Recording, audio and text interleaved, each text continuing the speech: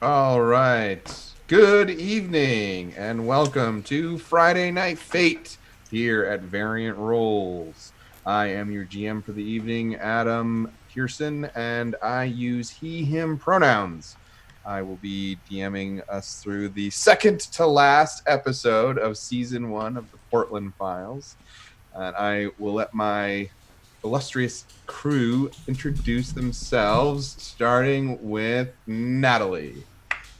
Hi, I'm Natalie. I use she, they pronouns. I'm playing Kasara DeWitt, who uses she, her pronouns. She is the, trash fire White Corp vampire therapist who may or may not be kind of hungry where we left her. We'll see how that turns out. I don't know if you want me to say anything about this character at this point. We've kind of gotten to know her. It's good. It's fantastic. It's fine. Nothing ever is going wrong ever. This is fine. Quite literally with a gazebo on fire in the background.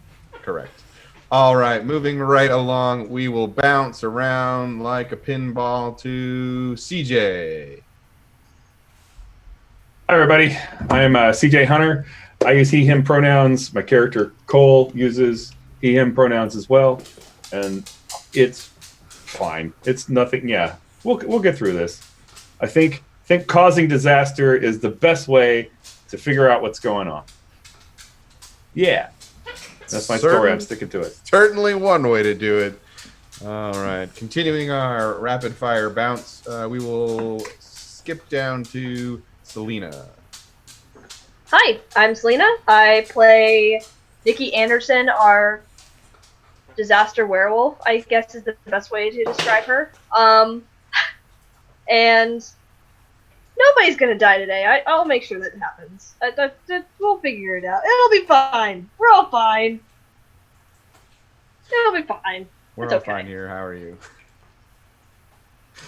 Excellent. Yes. And continuing along, we will bounce down to Danielle. Hi, everybody. I'm Danielle. I use she, her pronouns, and so does my character, Harmony Ward, wizard, currently responsible for the on-fire gazebo. But, we'll fix that. It'll be fine. It's literally getting hot in here. It's fine. Continuing our mad dash across the players, we find ourselves to Nick. Hello, I am Nick. I use he, him pronouns. I play Percy Hamilton, who also uses he, him pronouns.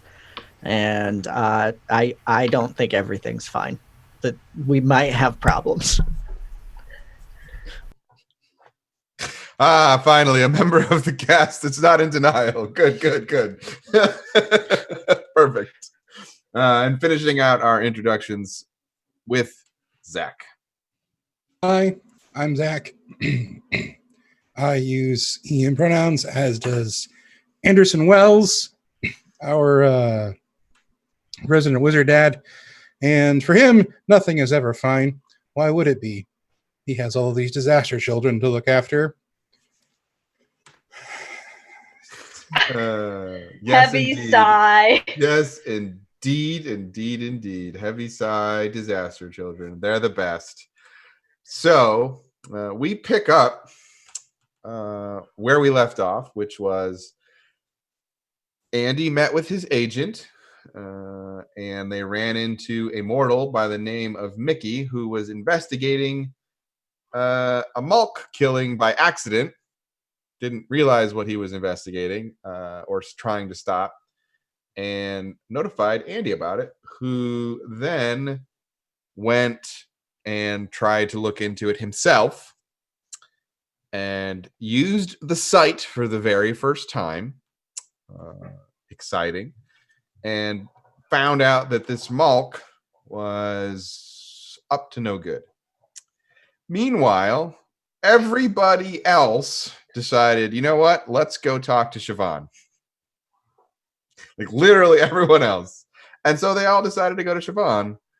And it turns out that Siobhan and Andy were also in close proximity to one another. So they basically all converged at Siobhan's lighthouse adjacent home, where they essentially knocked on the door, asked to come in, were invited into the home, and teleported into or opened a way into the Never Never that was Siobhan's real home. The whole party met Manny because now they were in the Never Never for the first time together as a group with Manny. And they decided to have some conversations with Siobhan about various things of a variety of natures. And like any good conversation in a drama, it was interrupted by a fight. An ambush happened inside of the Never Never, because being in the Never Never is not necessarily safe, where the group was attacked by elves and malks, of which they handedly defeated all of them, even enclosing the last elf in a geode of happy fun times, as it was trying to run away because he watched you guys destroy his friends. And so where we begin is, Kasara, I need you to make me a defense roll using your discipline with an attack of 4 coming at you. Okay. Yay, my discipline's at least a +3. We're gonna see how this goes.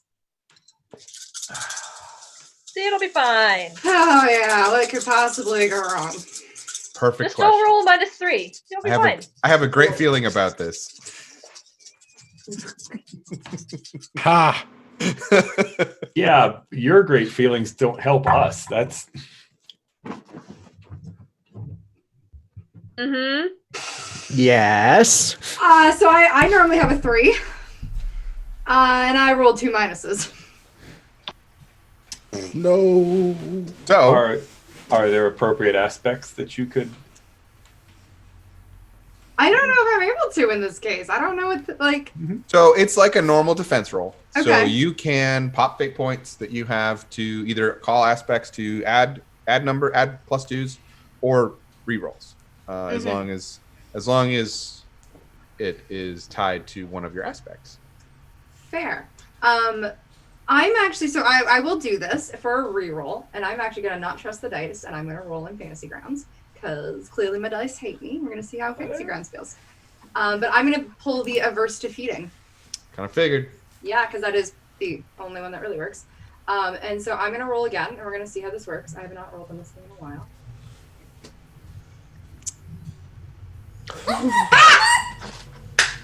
Oh.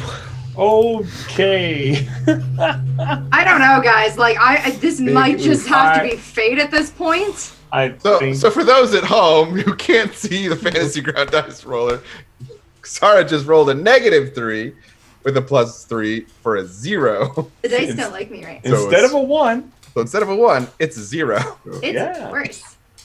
So, yeah, cool. yeah, very, very, very cool. So what happens is, I did that wrong. So there we go. You are hit with a hunger damage of 4. So you have 4 boxes. So you check the 4th box in your hunger track. Okay. You also, until you have fed properly, lose access to a number of refresh points equal to your hunger damage. Oh, So- no. You have to turn off 4 refresh worth of supernatural I only had 4 powers. refresh? Yeah, pretty sure you only have 4 refresh powers to begin with, so you don't have toughness, or no, I got you don't have mm, strength or your anything. speed anymore. Yeah. Because hunger is stressful and you have a Hunger is- limited reserve. Yeah. So the way you can recover, there are 2 ways you can recover. Mhm. You skip scenes, meaning you can't be in scenes, Mhm. which essentially means you're out looking for people to feed on. Mhm. Or you can regain all of your lost abilities in one go, Mhm. provided you kill someone. Yeah. So that's Kasara's state of mind currently. It's Fine. Not volunteering for that. wait, no, not anymore. No. Yeah, everyone's suddenly like, oh no. Did we notice like the I gotta change? go. Or at least would Nikki notice the change? Yes. So just like when Thomas has a hard time in the books, Kasara is a little winded, and you can see her maybe even like wobble for a second, in like because you were out kicking the shit out of elves out in the distance, and so like you might put your hand against a tree, and like you kind of see like stars spin in your vision for a second, and this is probably the hungriest Kasara has ever been. This is bad. Because you don't usually push yourself like this. No. And so, yeah, you feel tired, you feel lethargic, and you feel kind of like second day after a workout week, like your arms are jelly and you're just like, I can't, how do I lift pens? What? Yeah. How does my arms work? That kind of like, is just like all of a sudden, it's just, you were fine and like high on life, and it's like, thump, And it's immediate. immediate. 12 tons of exhaustion. Exactly. So you aren't not triggered into feeding frenzy, but Not too far from it. you are not great. Yeah. I am being. So, I walk up and say, "Hey, do you need to get out of here? Are you okay? Can you?" Do not touch me, or I cannot promise what will happen next. I understand. I need. Are you okay enough to get out? Okay. We might all want to get out of here. Place is on fire. Well, So She's yes. not in a place to be personal at the moment.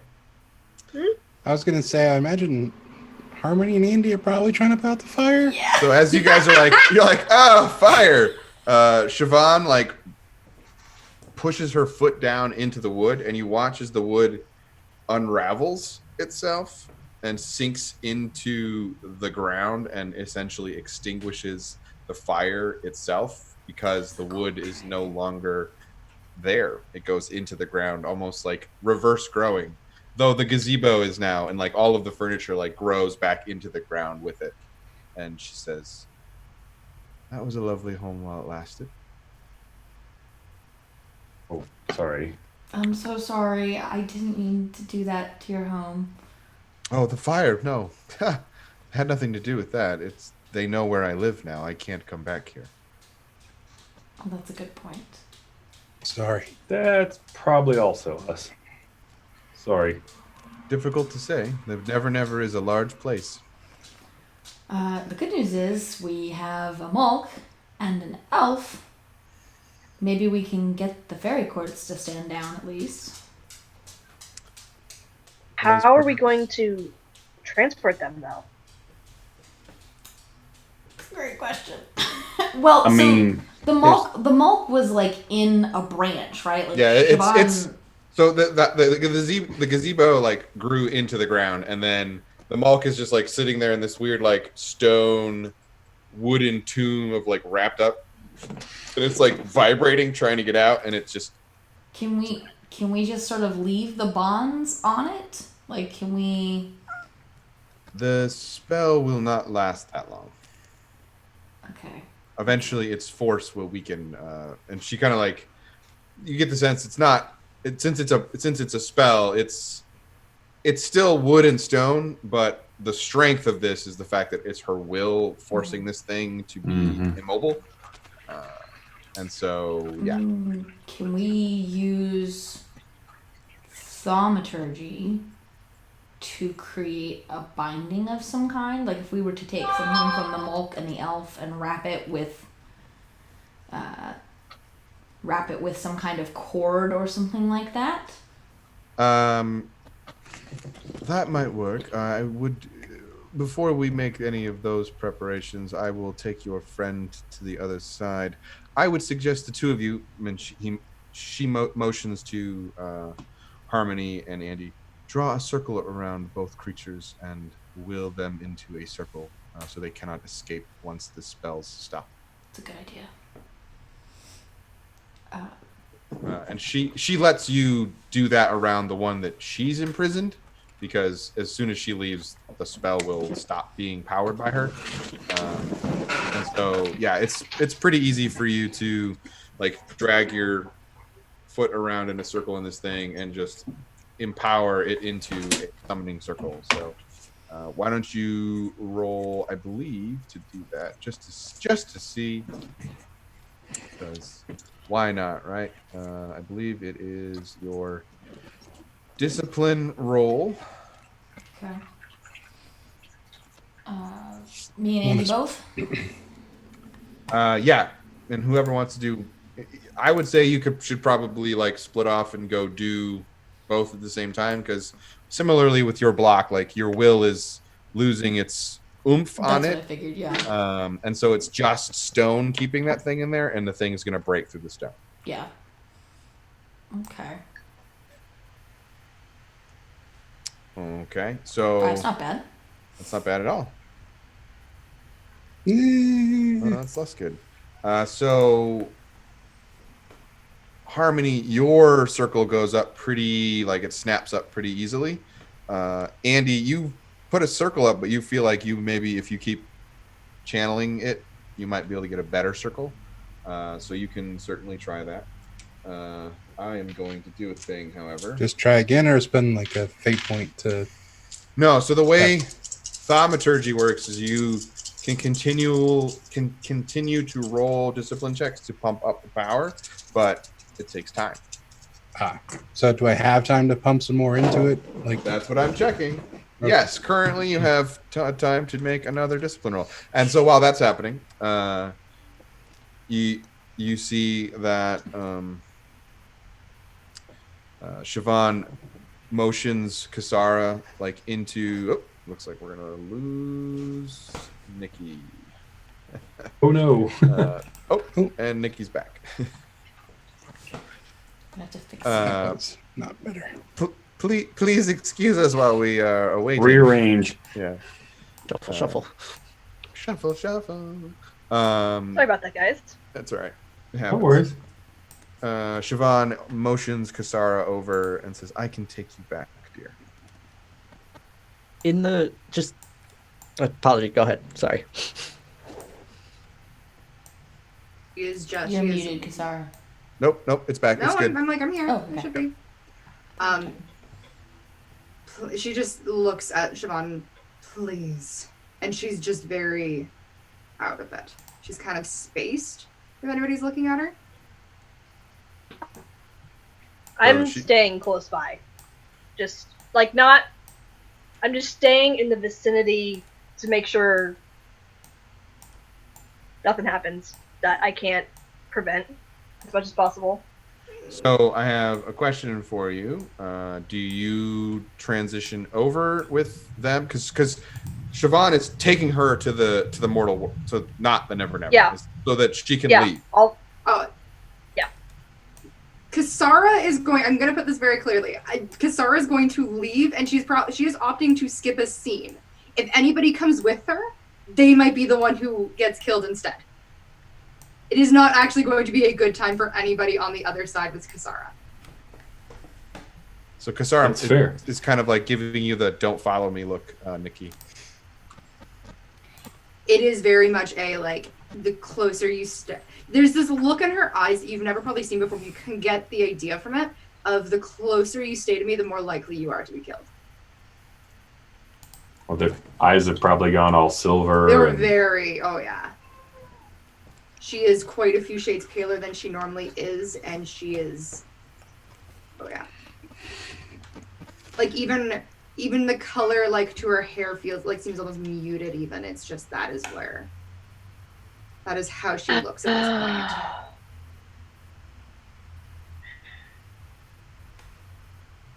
Siobhan even looks at you and says, "Perhaps you should stay here, young werewolf." Nikki, stay.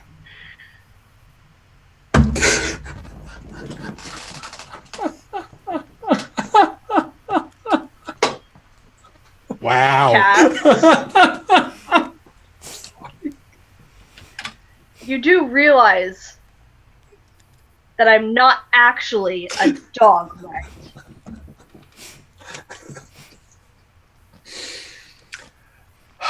I don't. Okay.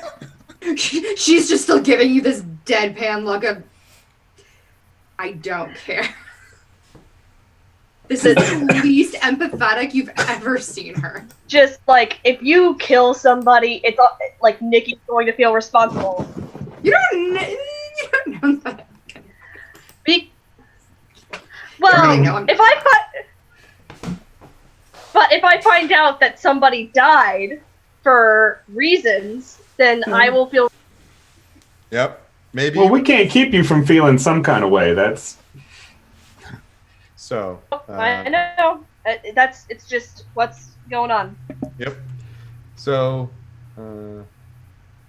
as you kind of stand next to Siobhan, Percy, you feel the ripple that you've come to associate with what's going on now, and both of them just kind of like snap out of where you currently are in the Never Never, and Kasara is now out of the scene. To just clean her up entirely, because I want to be an awful person. If this is like a movie, the last scene you see of Kasara for this scene is her ending up in the mortal world. You see her pull out her phone and start texting as she's like sort of stumbling away, and she's texting her assistant from her therapy office to come get her. Oh, And that's where it ends and leaves it at that. Perfect. Welcome.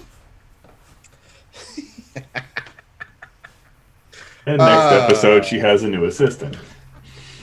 Maybe. We'll see. So, Guys, I'm hiring. Fun fact. returning back to and Siobhan will be back in a moment, but returning back to the Never Never, now with 2 5s as the power into the thaumaturgy circles, it seems like the mall. Actually, I didn't roll for the monk. I rolled for the elf. Monks have been rolling hot lately, but not today. That's a 0. Okay, so both of them are like struggling against, like they're like trying to touch the circle and they're like bouncing off. And they're like, ah. It seems like your circles are holding for now. Now, you have ideas about making bonds of some kind. What is your idea? I did. So my idea was to, we would need to get something off of each of them, a hair or something that we could use to create the connection. But then we could, in theory, take a little bit of a rope or just some kind of cord. It could be like vines if there's vines. Although probably we would want something that isn't going to dematerialize when we cross back over. And use that to thaumaturgically bind them, because I have a feeling that's going to be more sound than any kind of evocation based. Absolutely, yeah. Thaumaturgy is definitely your longer lasting go-to element. It just depends on how long it will take. So let's see here. I got to, there it is. Finding my resources.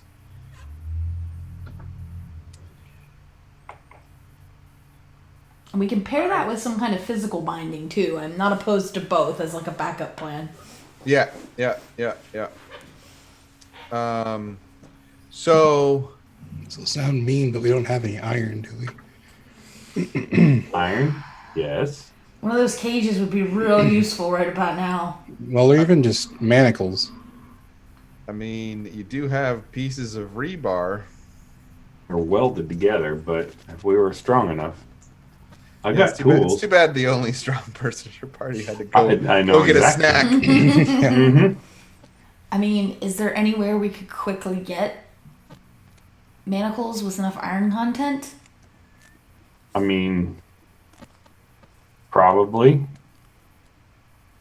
Wouldn't that just piss off either court a ton if we did that though? Oh, abso-frickin-lutely. Well, yes.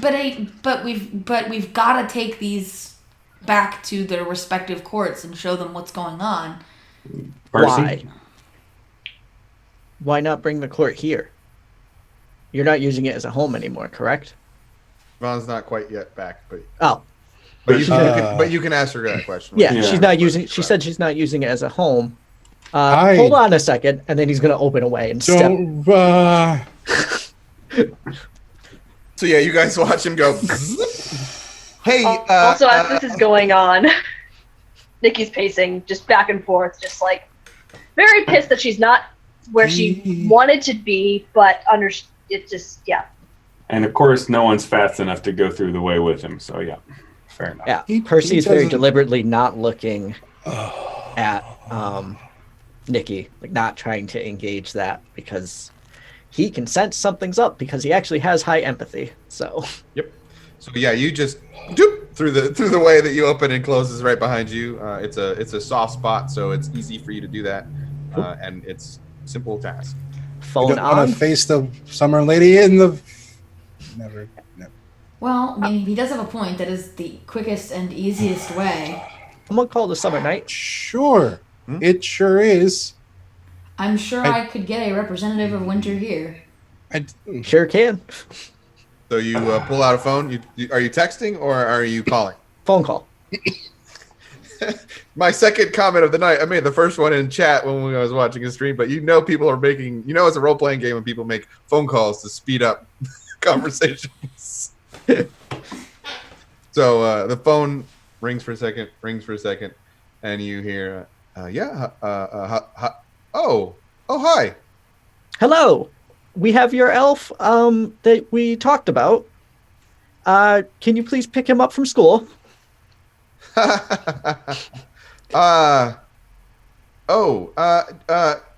Yeah, okay. Just a second. Yep, I'll send you a geotag. Even if it's not and necessary. you hear some like fumbling, like the sound of someone fumbling. He's like, hi, yes, this is Lily. Seems to think you have something for us. Your Grace, I have an elf who has been brainwashed into doing things that I don't think you would want them doing. You might want to come see it. Interesting. And then you hear another muffle, and it sounds like hand over the speaker or the receiver. You hear like yeah, you kind of hear like the wah wah wah.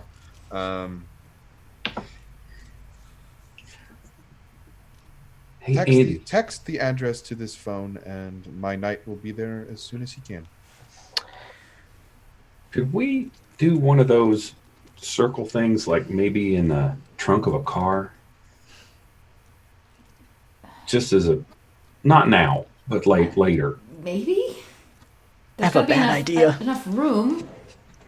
I So guess if you had, like, as she's going, I guess if you had That's- chalk or something and That's what Lily says to you. Is text the address to this phone. It sounds And I like will I'd be send really mine doing you a favor by doing that. whoo! It's I'm so glad I'm on the other side of the way. So glad. oh. It would be convenient, but I believe the convenience benefits both of us. Correct. But it benefits you more. A minor favor, then. What did you have in mind? If there is knowledge that you have that I need at a time, I would ask for it, and you would give it to me.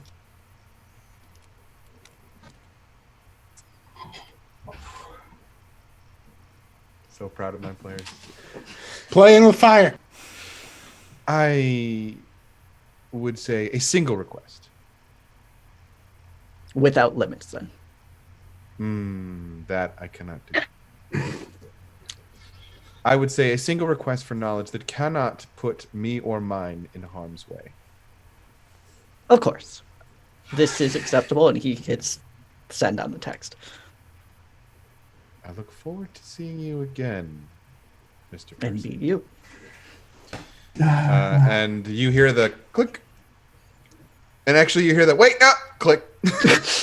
Like she hung up before Fix could talk. Oh shit. and you have sent the address. You see Siobhan is kind of like clearing something and kind of getting a few things in this area, in this space together. Mhm. And she looks back to you and says, I would be wary with playing with fairies. I've been told. Nikki, did you want to go back? Nikki is not on this side of the way. You guys are in the house. Oh, okay. I thought Nikki was still in the house. My apologies. No, Nikki did not Oh, cross no. over. Oh, Okay. All right, then Percy's just Okay. gonna pop back. okay. Okay, she's like, you hear this like muffled like almost like, what the hell? It's like my house. What are you doing? But it's fine. And you guys watch as the way like parts and like a very small iris and Percy walks back in.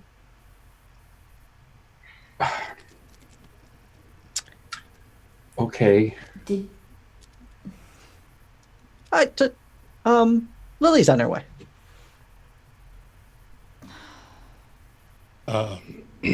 okay. Great. Siobhan's there, so I'm sure she'll let her in. How's if my hair? needed. Am I?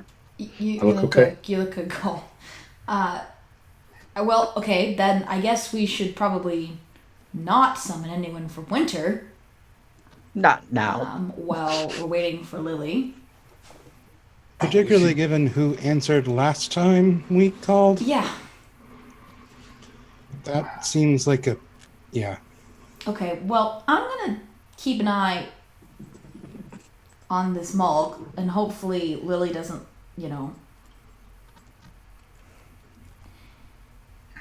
hopefully she leaves it alone. So I think it's good that it's here because she needs to know that it's not just on her side. That this is somebody playing both ends against the middle. that's and fair. Seeing both. I'm not saying she won't kill it, but Well, if Clarifying that's- question. Are the dead bodies of the other ones still around? Okay. Yeah, we should hide those if they're still around, or at least drag them behind a tree or something. Actually- or it lends more credence Yeah. to the fact that it's not just one or two; it's Yeah. a bunch. That's true. and I Yes. guess since they're in the Never Never, they wouldn't just turn into ectoplasm because that's It Actually, may- the DM was reading that not all fairies turn into ectoplasm when they die because they're not all Fair. constructs. But that's fine. We've just Also gotta fair. whoop past that. Meh. It might upset her to see, but I think it's going to press the gravity of the situation on her. Well, then I just guess we just wait. I guess so. also can't hurt our case that we can defend ourselves against. Also, I Please pulled a cast. favor for this. Hope You What? want Wait, that? I'm sorry? I thought that this was important, so I pulled a favor out of her. you have a favor from the Lady of Summer. Correct. Oh, I'd keep that in your back pocket, son. That's nice. Why not? And not just anybody in the summer court either. The lady. Correct. I Yeah. specifically used you in my conversations. He Me. just looks. You, as in to her, talking to her. Right. I think that sounds like clearly you got a favor out of the lady, not just. Yeah. Oof.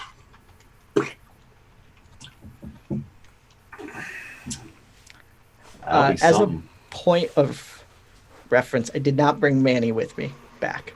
I assumed. Okay. I assumed you would have told me if you were bringing Manny back, so I assumed he's still.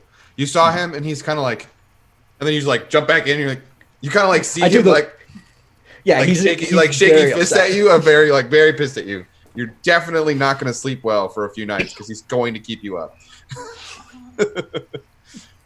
Andy, Yes. do you think it's worth having a closer look at these two?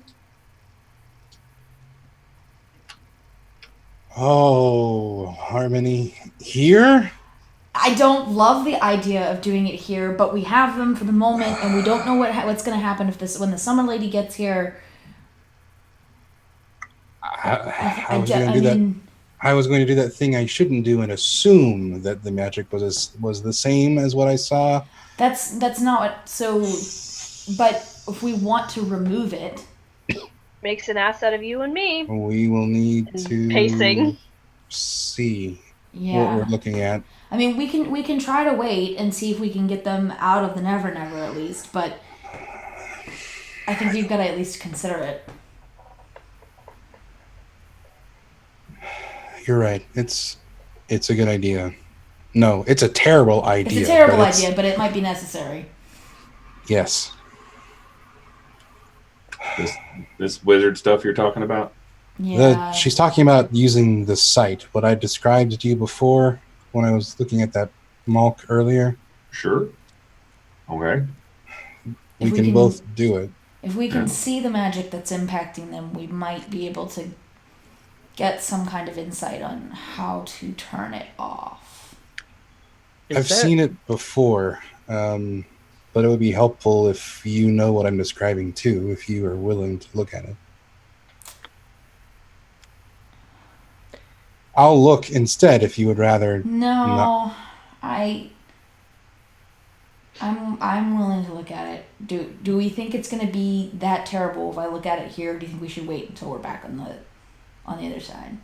I think it can be dangerous enough doing it in the world that doing it here. I am very hesitant to use my sight at all, much less in the Never Never. Okay. It's probably if you're going to do it now is probably the better time before, the summer lady shows up and you accidentally see her. Could I roll to see if I instinctually know if this would be way bad, like a way worse idea to do it in the Never Never? Because that's kind of one of the things I got with the World Walker. I just am not able to conceptualize it in Percy's character. Yeah.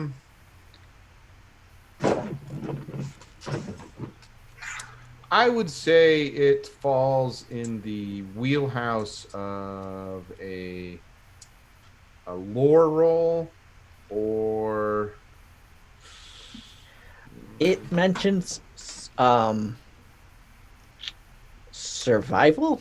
And I was just gonna say, I think survival is the other one. Okay. That I would have let go. Yeah. I think that's lore or survival. Okay. Do you two mind if I make that roll to see if Percy knows anything else? No. All right. Cool. By all means, see what Percy knows. So that is a 6 with A the lot. additional World Walker +2. Yeah. So some things you know. Some things you sense. Mhm. You sense something very different about this spot in the Never Never than other spots in the Never Never you have recently visited. Mhm. Even different than the Demps that you went to that collapsed around you, and the precinct that you had opened into. Those all felt different. Those felt similar. This feels weird. You're not sure why, because you're still new at this, but something is different here than in any other place of the Never Never you've been in so far. It was like two of the same feelings, and this feels different. So you have 3 data points, and this data point feels different than the other 2. So you're not sure if it's just you've only sampled 2 types of apples, and there are 100 types of apples, or if there's all apples, and you are now looking at a pumpkin. So you're not really sure what's going on, but it is different. The old game of apples and pumpkins. Yes. I am not sure that doing it here is a good idea. I just get this feeling on the back of my neck that this place is different. And I'm not sure if it's a positive or negative different, but Do you have a on the bad chance feeling of about negative. this? I'll wait then. I'd really like to mean- look at the elf more so than the Mulk, since you've already gotten a look at the Mulk, Andy, but That's what I was thinking too. we'll have to see if... I'm we'll have to see tempted what to the say it's Summer probably. Ladies is. I'm tempted to say it's probably better here because the druid, but Yeah, I don't know It's- what she might. it's have, not my brain going to get fried. So I don't know what she might have done to this part of the Never Never. She clearly can manipulate it in a way that I mean, neither of the two of us could. I'd hope it would be something good to make this some kind of Something sanctuary. bad to I prevent. mean, people we're from bound to be due for looking at something it. good. I mean, statistically. I wish life worked that way, Cole. Yeah. Tell me about Nikki, are you okay? Yeah, I'm fine. I'm fine. She's still pacing, like Are you sure? on the pace. Like you can see, like the circle has just started to be worn into the grass. You just see. Mm-hmm. Yeah. No, she's fine. Yeah. Your empathy, So your lost. empathy of two, Andy. Yeah, she's not fine.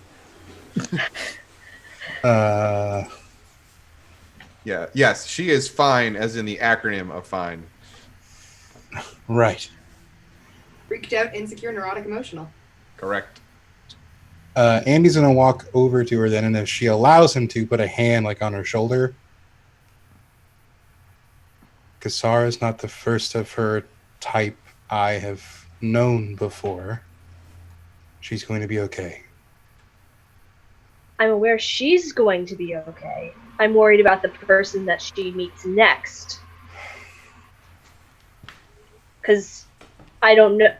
I haven't told you this. But I'm responsible for her. What do you mean you're responsible for her? Like you said, you're responsible for me. I'm responsible for her. In the eyes of my pack, that's the situation. Well, So, maybe if maybe my responsibility for you will mean I'm ultimately responsible for her too, and it won't be on your head. it'll be on my conscience, though.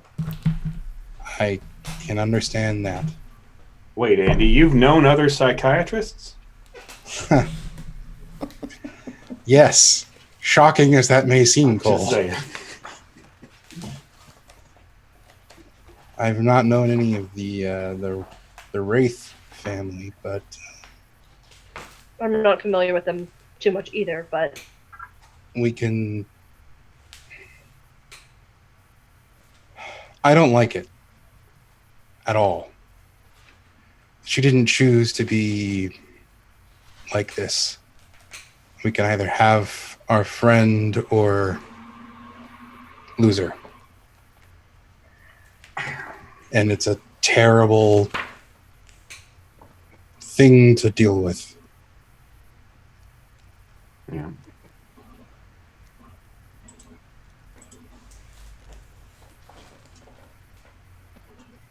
Yeah. that's why I not am happening. making sure the pack isn't trying to murder her. So, 'cause Well, she's my friend. I understand that.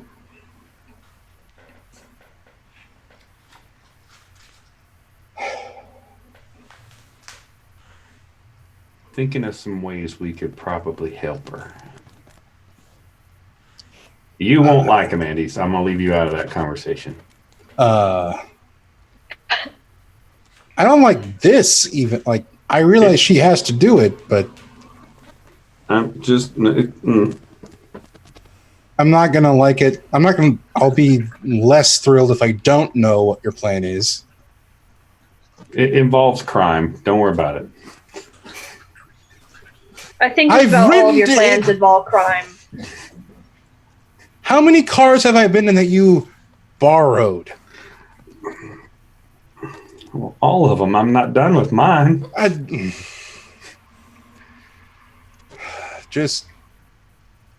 We may as well all hear. Maybe we can help. Well, I'm just saying she's only going to get in trouble. If she kills somebody, and the pack knows that she killed somebody. If it's just another person who died because a Mauk killed them, then that's different. We just have to get to the crime scene for anybody else. So you want to dress it up? Yeah, like I said, a little crime. We could call those ghouls. They seemed efficient. Were they Wait, handing out business cards? If so, then they're Did they competitors for business card? I Kasara. can't remember, honestly. No. No. Okay. They were called in by Niccolo. Right. They don't. They did wish you a good day, though. Yeah, I know. They were very polite. I don't know if. Well, that's So- Instead of just roundabout sighing, that's a different problem. That's all. It's, eventually, it still takes a bit because you guys are in the middle of the city. The island's like 20 minutes away, so about a half an hour goes by since the start of this whole fight. But about 20-ish, 15 minutes since Percy stepped outside very briefly to make his phone call /text/phone call. Siobhan is back with you, seemingly waiting. And you feel a presence and a ripple, and stepping through the way is Fix, a summer night. And stepping and holding the way open is someone you've never seen before. They step in, and Fix nods to all of you. He's like, so you said you got something for me? Gesture God. toward the Malk and the elf. Yeah, he's like, what the hell? Those things are creepy. And they, not really sure, gender is kind of fluid with this person that's followed Fix, looks at it and says, that's interesting. I've never seen one of these up close that wasn't trying to rip my face off.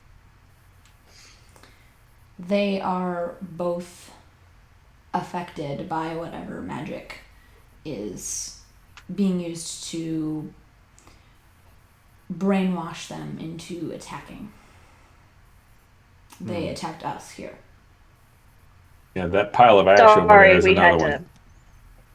Sorry, we had to take care of our feud to protect ourselves. And you see this, We wish no ill will towards summer or winter. you see this Fae look around and squint, and then their eyes fall on Siobhan, and the figure chuckles. I did not believe in your kind. I thought you were mere fairy tale. She kind of gives like that little like smirky in response to the joke of the Fae maid. And Siobhan just kind of bows her head and is like, we try to keep it that way. I apologize for intruding into your home then, though I assume you are moving, given the lack of wards. And Siobhan nods.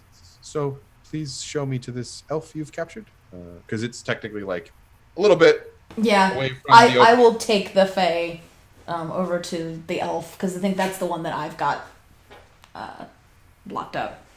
In a rock in a circle. Not anymore. The rock's gone, I would assume. Fair enough. The rock is still there. Oh, is it? But you see like holes, like where the fist of the elf is like punched through, and it's like slowly trying to punch its way out of the rock. But you built a circle around it because you summoned a rock. That's true.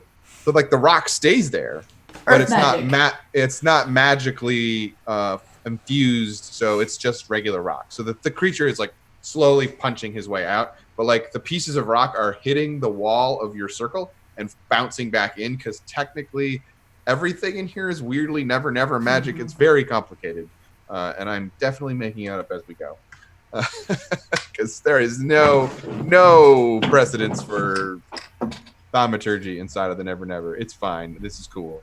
So Earthbending at its finest. you you lead this Fey figure, who is also actually dressed in some kind of armor and looks quite resplendent and ready for war almost. And they look at the elf for a moment and say, "I know you. Sylvan, what are you doing here?" And the elf looks at the figure and says, "I have to complete my mission. You must let me out. Please, please let me out." And the figure looks at you and looks back at the elf and says, "I now understand what you meant. This is odd." We believe both these elves and the Malks are similarly affected and have been essentially running a false flag for some third party, trying to deliberately incite a war between the fairy courts. We would appreciate it if you and Fix conveyed this message to the Summer Lady, and we will also contact Winter to present the same evidence to them as well.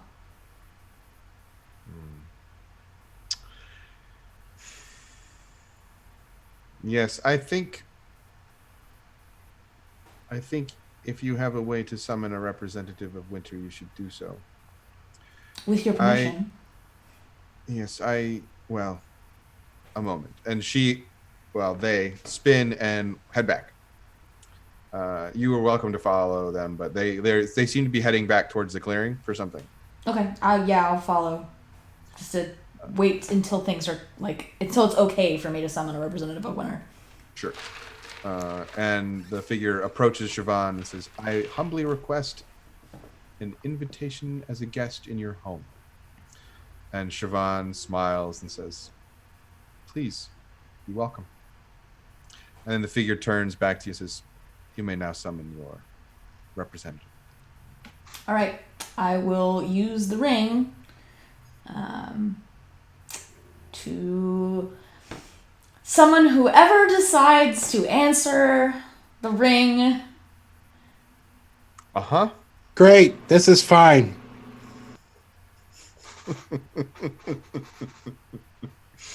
So you touch the ring and you turn it.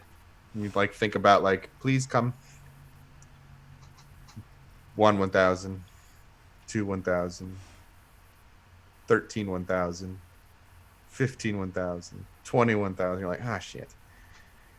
And then you hear this snapping sound, but it's not the snapping of a branch. It's like that cold, deep snap when a piece of ice on the roof breaks and it kind of slides off.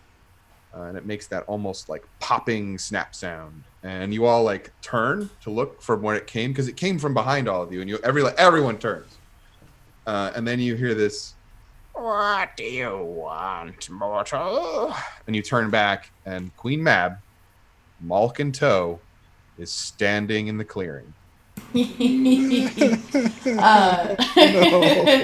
I will say, my apologies for disturbing you.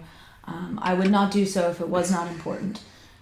When we last spoke, you asked for evidence of someone enchanting the creatures of your court. And I gesture toward the Malk, and I say, "We have captured one who is so affected." "You have indeed. And a full 2.5 days before the deadline. Perhaps I have put my faith in the wrong wizard," she says very strangely. You have no idea who she's I don't know talking who she's talking about. And Mab, not the Malk, steps near to the Malk that you all have imprisoned and kind of looks it over, shakes her head, and her gaze falls on the fairy figure that had come through and asked for guest rights. And she looks deep and suspiciously at this figure, and the figure bows and says, "I am a guest in this woman's home." And the Malk says, "Of course you are. You would not deign to face me." And the figure just kind of bows and spreads their arms. Of course not, Queen. I would not think of it. A summer lady keeps interesting company. Very well. This is proof enough for winter. And she snaps her fingers, and you watch as the Malk inside of your circle, like, and just dies. Oh shit! I have had enough of corruption of my forces. I will not stand for more. And you see like the ground start to frost and crackle and actually freeze over where she's standing, almost as if she's angry about something. Whatever could that be?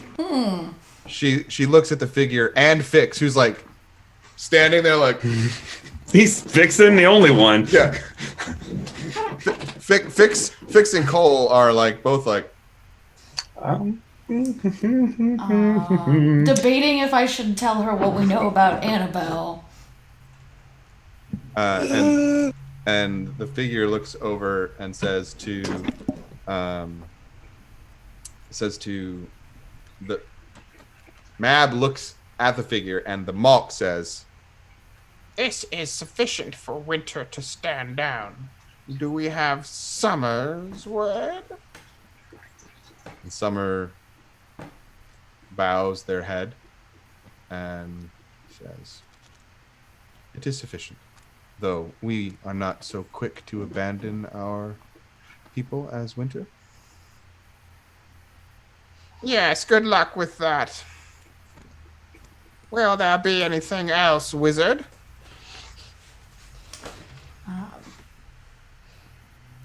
We are still trying to determine the root cause of the problem. But should we uncover anything of note for you, we will, of course, inform you. See that you do. And perhaps bathe next time so your stench of summer is not so thick. And you blink, and she's gone.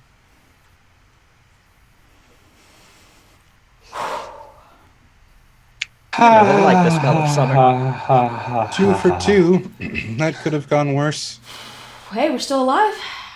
We stopped a war. I think we could all breathe a slight sigh of relief. That's a We gotta small take the victory. small victories. You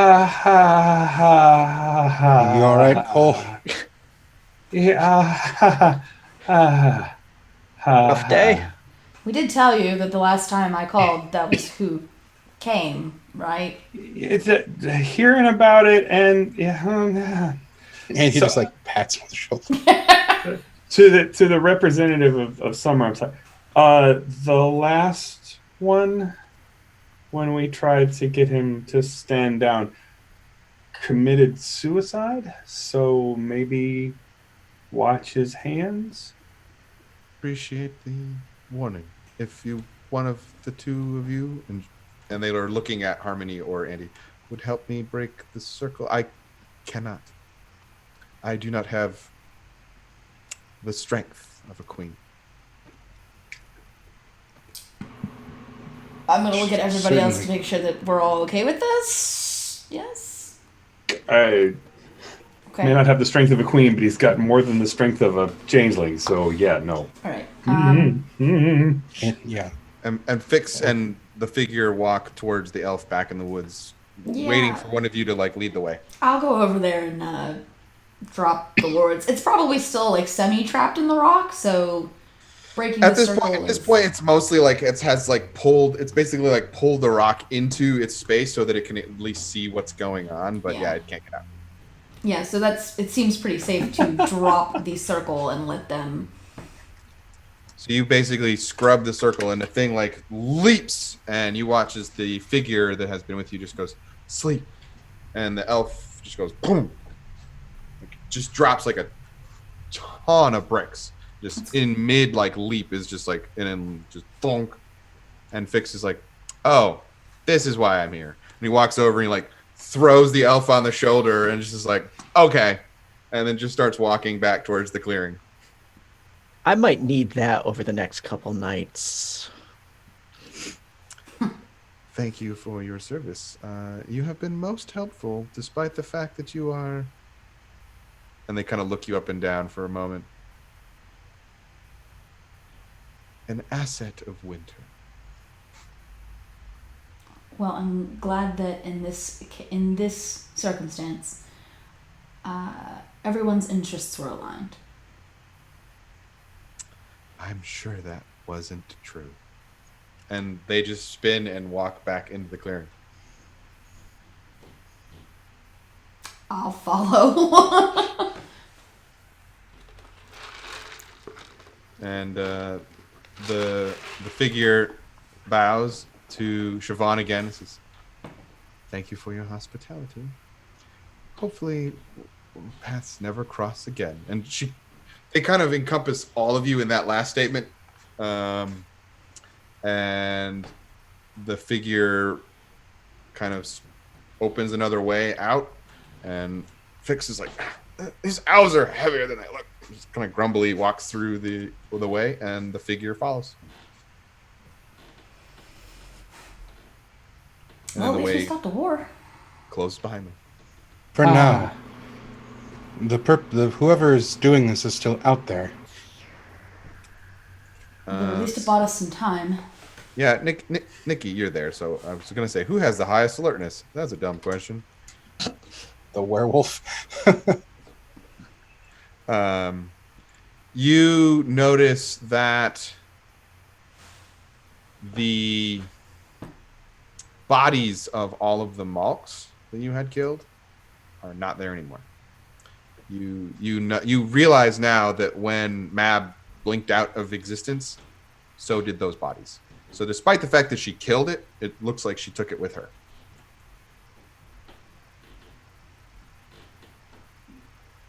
Because I was totally going to reverse engineer one. Yeah. You're muted, Nikki. Still muted, Nikki. There. I guess the Winter Queen took the Malk bodies. Interesting. I suppose that would be an easier way to... I'd hate to say it, but dissect them. Magically dissect them. I mean, if she can figure out what the heck's going on with them. What? She said something about... Why didn't you forces say being anything about corrupted? Annabelle? Because at this point, we don't know who's pulling Annabelle's strings. Right, but at least that's somewhere for her to start, and she's way up higher than we are right now. This is way above our pay grade. She's not going to do anything herself. That's not really the way the queens work. I'm also not certain powerful as she is, want the Queen of Air and Darkness meddling in human affairs, mortal affairs. I don't know that Annabelle couldn't make her mad, and I don't want to see that. That And would neither be do any of extraordinarily you. dangerous. I Are think we- until we know exactly who or what Annabelle is working with or for, this is a safer certain option. Annabelle is a mortal problem any longer? From what Oh, she's was still a mortal described. problem. It's nothing that any of you all saw before, though. The other issue, though, Percy, is if, say, the Queen of Winter decides to take an interest in this going on, the Queen of Summer may then respond in kind somehow, and we find ourselves back where we were just a minute ago. Why do we think that neither queen would continue the research into who did this Well, and and then find out on their own? when we're certain, then we can call her. Yeah, it's that simple. I mean, Oh, okay. attracting too much attention from the queens, they're forces of nature. I also don't want to tell him it's a thing and be wrong. That too. I personally don't want to tell them it's a thing that they then are interested in for their own ends. Also a good I point. think they're already interested. They kind Maybe. of got forced to be. If they want to be, there's nothing we can do to stop it. But But I don't as think far we as should we know, encourage it. no. And as far as we know, they don't know about Annabelle or whatever it is that's going on with her. I think unless we really need them to know, maybe they shouldn't. If we get desperate and we don't have any more options, we can always reach back out again. But I think for the time being, it's best if we keep investigating and see what we can turn up, and at least have a more solid case to present. Yes. Didn't we already show a picture of Annabelle to the Summer Lady? The videotape. Yes. Right. Well, But you we said- So haven't we described... showed one court and not the other. That seems favoritism to me. If it's found out, that could be an issue. She already thinks we're agents of Summer. They're both going to see us as working for opposite sides. And I'm I not don't- sure how much it'll matter. Yeah. A picture of Annabelle's going to be different than describing whatever new power she might possess. And I still don't think Annabelle is the immediate cause, but I don't think Annabelle is the ultimate cause. And I would prefer to get to the root of the problem, if we can. I still haven't had a chance to get actual eyes on her, physical eyes on her either, which sucks. You'll know her when you see her. It's As I don't think she'll have a Cole, problem as Cole triggering me. has said, as Cole has said, I think that's a bridge we can burn when we get to it. also, I think we're having this conversation, argument / discussion in the wreckage of someone else's house. Maybe we should go. That's a fair point. Yes. Sorry. I Thank you don't. for your Siobhan hospitality. does not seem to be paying any attention to you. You actually, now that you're like, and you like look to say sorry to Siobhan, she is walking the perimeter of the glade very slowly, and you see her touch every tree that essentially marks the perimeter as she goes around.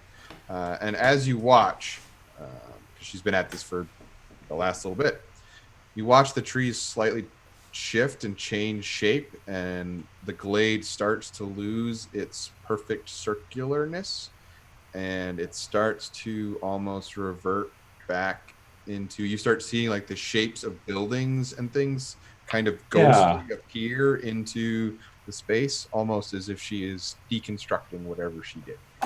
So yeah, also that makes it less safe for us. So I'm also again voting for maybe trying to deal with the other 9 things that are now pressing. We we still have have a to phoenix try to and deal with. find. We need to get back. I need to get back home. I need to get out of here so I can find out if Johnny's found anything. I don't know. I'm So still she- trying to figure out this phoenix. She pauses for a moment and looks over at all of you and says, I will contact you when I can. Please be well, and I know that you can see yourselves out. And she keeps doing what she's doing. And she Is looks the maps? She looks directly at Percy when she says, I know you can see your way out. Do we have the Could probably map? do it too. The map of the lighthouse stuff? You have the approximation of the lighthouse maps, yes. Okay. Thank you. Because you don't Just know wanted to how- make sure that we had it before we left. No, she went and got you a copy. Awesome. Thank you. I'm gonna go ahead and open the door and just out. Can't hold this forever. Out. Yeah. So you all I are able immediately stepped through. to step out into Portland proper again, and you notice a few things. Time moves the same speed, so you didn't lose any time, which is nice. You also notice that it's a sunny day outside all of a sudden. When you went into the Never Never, it was very cloudy and very stormy. Stormy. The Good storm sign. is gone, like instantaneously, because that's how the fairies work. And you are back in Portland. So we won't go to break, but for the next little bit, you guys have stopped a war. Congratulations. That technically serves as a minor milestone. And for the remainder of the episode, so we can do the minor milestone now, and you guys are going to get to do the things you want to try to do where the DM is not pushing you and prodding you and like a tiny bit of downtimey stuff. So you will each get a scene. So think about what you want that scene to be. And then we can play those out. So as a reminder for minor milestones, before we go to break, you can change one of your aspects because it represents perhaps growth or the opposite of growth, right? You can change out any single stunt. So if you have a stunt you'd rather replace it, you can do that. You can purchase stunts and powers if you have the refresh to do so. And lastly, you can switch the rank of any two skills or replace one average skill with one that isn't on your sheet. So if you have an average skill that you haven't been using and you'd rather have something else like average, you can do that. Any questions about that? All right. Then we will, yeah, you know what? We'll go to break a little early, and then we will come back and we will have at least 6 scenes. If you want to have a joined scene, that's fine. So if you want to have a joint scene, that's no problem. But I want to make sure everyone gets a chance to do the thing that they were hoping to do eventually, and that drama keeps ramming us different directions. So try to see what we can see. All right. So stay tuned. We will be right back, and we will see where the train leads us tonight. Over a cliff. See you in a few minutes.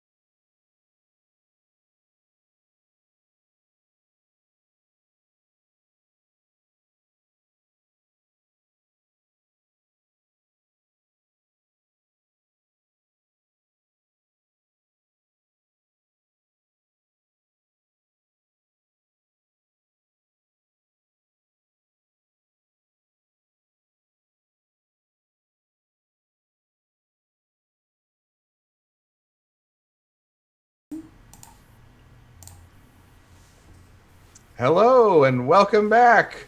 Yep, there goes my web capture like a crazy thing. That's fine. Everything's fine. We're all fine here. Poor Selena.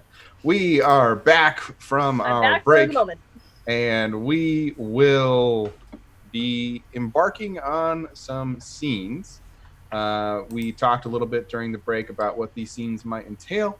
And so we will start with, if you are all right with this, Percy, since it kind of directly connects to the minor milestone that you're going to be enacting. So if we would like to have that scene, I could see it happening at Harmony's place, like a day or two later, that you come over and the floor is yours. Does Harmony drink tea? Like, is this something I would have seen? Harmony strikes me as more of a coffee person than a tea Okay. person. So Percy comes in with 2 coffees then. Okay. And gives one to Harmony. And she's like, this is not easy for me. So I apologize if I stumble, but can we talk? Yeah. Sure. Come on in. As long as you don't mind a little bit of mess. I've been researching some things. Yeah, I can see it's a sign of genius, I've heard, so I don't know about that, but just catching up on some things I've been behind on because of, malks and fairies and he's downing the coffee because it looks like he's had a little bit of trouble sleeping. And he's like, there's something that you should know. Okay. I stole the tablet. Out of character, you yeah. 100% already knew that. I was gonna say, yeah, out of character, I thought I already knew that. Okay, yeah. Cool. So yeah, Harmony just doesn't react when you say that, and she says, I'm aware. It was not a particularly proud moment, but I didn't know what I was doing. And I've been living my whole life not really knowing what I've been doing. But getting to know you and Andy and Cass and Nikki and Cole, it's been I haven't really had family. I had Manny, but I haven't really had family, and this feels like family. I can understand that. But I don't know if me and you can be family when I broke your trust like that. It's a fair point. The thing that you stole is incredibly dangerous. And if you're saying that now after everything we've seen, I believe you. I'm saying that now after everything we've seen. I have an idea that might help us get over this, Okay. but you're probably not going to like it. Okay. Can you do the look me in the eyes, whambo jambo? A soul gaze. I think that's what it's called. Wambo Jambo is a technical term. Exactly. Yes, I can. Are you sure about that? Because it's not for the faint of heart. I can't control what you see, and you cannot control what I see. It cuts to the heart of the matter. It does. So you'll know whether or not you can trust me.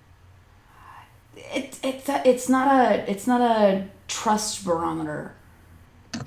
What it's gonna do is it's gonna show me who you are at your core.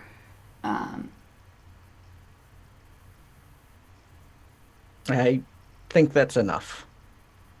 And I want you to know who I am.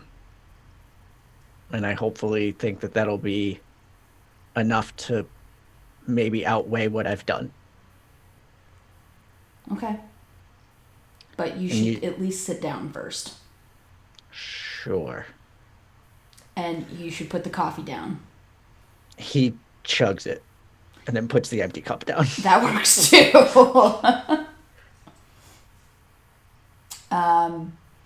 And Harmony will initiate a soul gaze. Meet each other's eyes. The stillness surrounds you for a moment, and it's almost like nothing's changed. But then the soul gaze kicks in, and you feel like you're falling. Percy, what does Harmony see? Harmony, you mentioned that your soul gaze is very code-like, correct? Yeah, she views magic as like reality's code, so it's a little bit like the Matrix for her.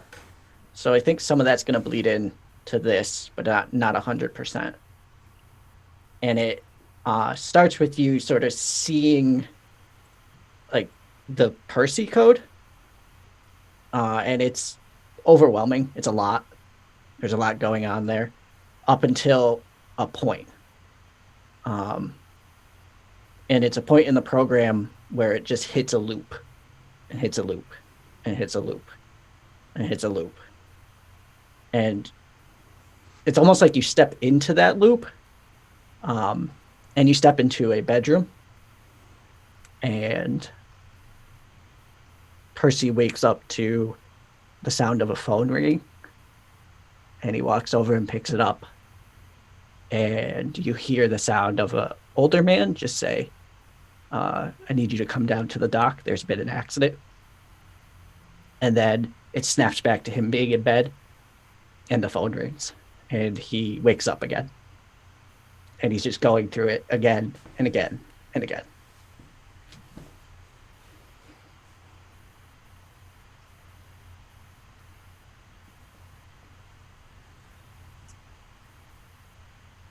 Something else Harmony sees.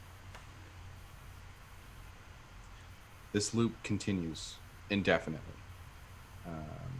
for as long as the soul gaze lasts. But not aware to the figure that is seemingly not a much younger, but a decently younger Percy.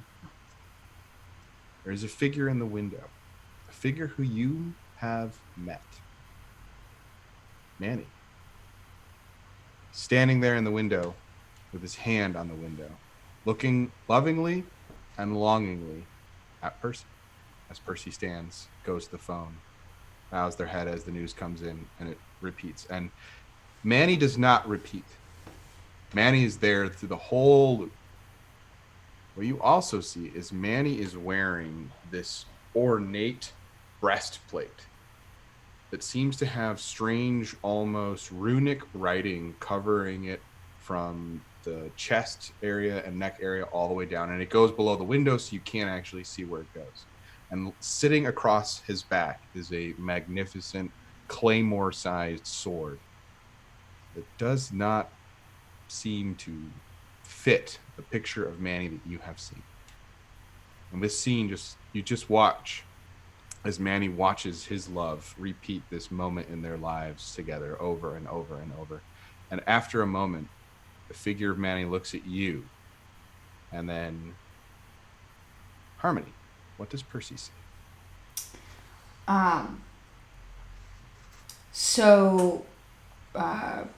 Percy, I guess if you can give me a little bit of guidance into how you would see the world, so I can translate this image for you.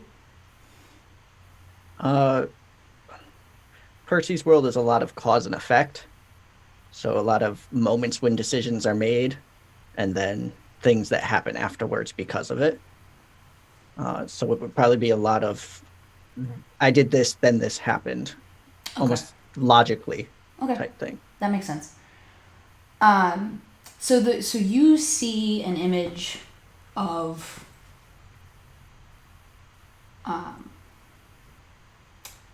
Harmony, and it is a Harmony surrounded by a ring of fire. And in the flames, you can see what looks like a summer camp burning. And Harmony has 2 shadows. And one shadow is of a child crying. And the other one is an adult laughing. And not like a pleasant laughter.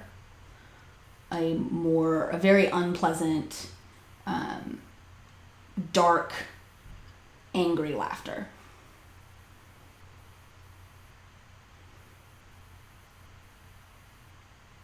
And you get the sense from watching it that the fire at the camp is the cause for both things. And that this is sort of, at her core, the line she's walking.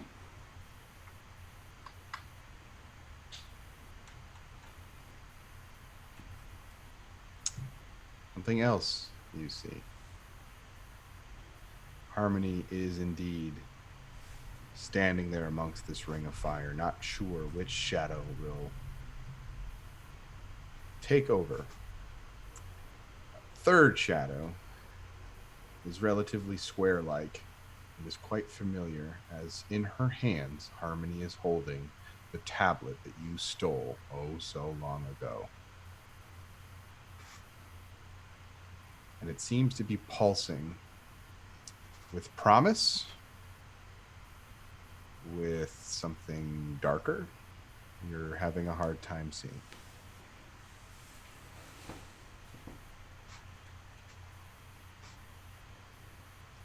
And as that pulse kind of happens, you both kind of blink and you're back.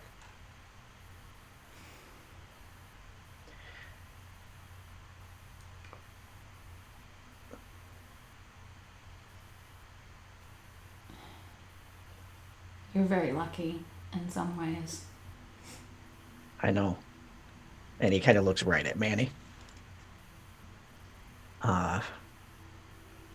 I shouldn't be here. Should be him. But you and I are both stuck with me, so let's try and make the best of it. We're not stuck with you. We like having you around. You know that, right? I get the feeling sometimes. That's good. That tablet is more important than you know. And I'm saying that with what you said earlier. You should... I know you're doing your research, like looking around. Yeah, there's lots of books everywhere. I know you're doing your research, and I don't mean to put pressure on you, because it's the last thing that any of us need right now, is any more pressure. But I saw the tablet in there. It's a part of you. That's a bit terrifying. Yeah, I don't quite know how to parse it myself. But I think that figuring that out and figuring out what it means to you is pretty important. And I'm here to help you anything you need. I appreciate it. And if I need your help, I mean, I'll definitely reach out, I promise. Thanks. He then takes Harmony's coffee and chugs it, and just goes, I'm gonna head out. That was a lot. Yeah, you should probably go do something light and relaxing for the rest of the day. I think I have a place I want to show Manny, and he's gonna go ahead and leave. And so he does.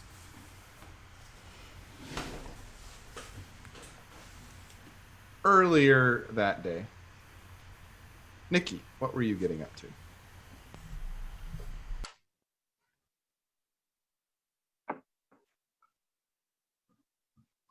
Can you guys hear me? Yes. My computer's being weird. Okay, cool. Nikki is researching. She is hard pressed to find out about this phoenix because Al's like, Portland's gonna freaking burn down if this phoenix dies, or something like. Being Al, they're very vague, but she gets the idea that this is important, and so she is like immediately after they left the Never Never, she has just dove into that as much as possible to focus on something other than what's going on. Okay. So Yeah. your cousin Johnny, Mm-hmm. not related to Johnny Knoxville,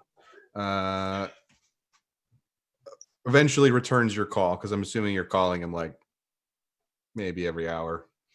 And eventually you start leaving voice messages that go directly to voicemail because he's clearly turned his phone off. Yeah. But eventually you call him and it goes through and he's like, yeah, I got it. Just damn, Nikki, what's your problem? This shit's fucking important, Johnny. So you need to. It's a history lesson. I mean, how important could it be? You know, I can't tell you much, but it's pretty damn important. Fine, I wouldn't be asking for. It's dangerous for you to know too much. It's always dangerous to know too much. That's what Twitter is all about. Very dangerous. Anyways, so this John Stevens character, technically he was John Calvin Stevens. Could have told me that. It would have saved me a lot of trouble. But he was some old architect that helped build Portland. Like, I don't know, what do you want? Like, he's responsible for hundreds of buildings across Maine, and he was from Boston. Like, he died in the 1940. You weren't even alive yet, Nikki. Haha. Neither were you, so why does it matter? Well, yeah, because I was calling you old. God, if I have to explain the joke, it's not funny anymore. That's why I don't understand your jokes, Johnny. I'm freaking hilarious. No, you're not. I mean, he made a bunch Does of he have a libraries. Does he have a gravesite? I mean, I don't see one, but he died in Portland, so I guess he's probably buried there somewhere. Okay. I mean, thank you for your help. Did you find did you ask about phoenixes at all with Nana or anything? Well, I mean, and you get the sense, despite the fact that you're not actually like looking him in the eyes, he's getting this weird like shifty foot vibe. Mm-hmm. I asked, but she said a bunch of nonsense. So I don't. What did she say? Just tell me what she said, and then I can decide if it's nonsense or not. It's not your. It's not your choice to decide if it's nonsense or not. Fine. God, you're no fun. You used to be fun. I'm still fun, just not fun to you. Super not fun. You are the opposite of fun. You're becoming old fuddy-duddy. Whatever you say, Munchkin. So, according to Nana, she says that she met Stevens when she was a little girl, and he came over for brunch one day and talked to the family heads, but that's impossible because Nana was a little girl in 1930 and this guy was 84 years old 1950, and this guy died in 1940. So how is that possible?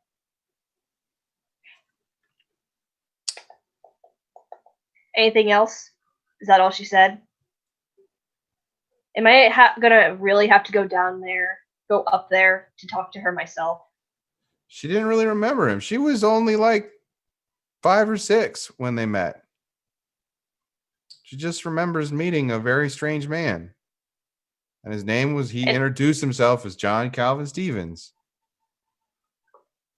I'm looking Any other right at characteristics? his What he looks like? Wikipedia page, and it says died in 1940. So that's fucking impossible, Nikki. Our family are not time travelers; they're just werewolves. Who said anything about him not being a time traveler? Okay, time traveling's not real. There's magic in this world. I don't know how much I believe that. No, because then you would ruin causality and the world would fall apart. Everybody knows that. Obviously, there's some way that stuff happens. So, Watching Star Trek, Nikki. You can't fly around the sun and change time. that's Superman. Also, Star Trek. God, why don't you watch Star Trek once in a while? What the hell? You know I'm a Star Wars fan. Shut up. Don't even. I can't. You're not related to me. I am done. What else do you want? I need to be done. I need to go and be away from you right now.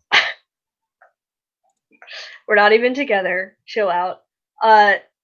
So you have no other information for me besides John Stevens died, and you don't know where, and Nana supposedly met him. Yeah, I mean, he was also responsible for the State Street Church in Portland. I mean, that's his most famous building. Okay, I'll let you go, Johnny. So you might want to check there for his grave because it's church. Click. Definitely hangs up on you. Asshole. I say to myself. And I head to the church. Okay. We'll continue the scene because that scene was not quite what you were hoping for. I know. And so yeah, you head to the State Street Church of Portland. What would you like to do? If there's a cemetery in the church, I will start looking for Stevens. If there's even like a mausoleum or anything around those lines.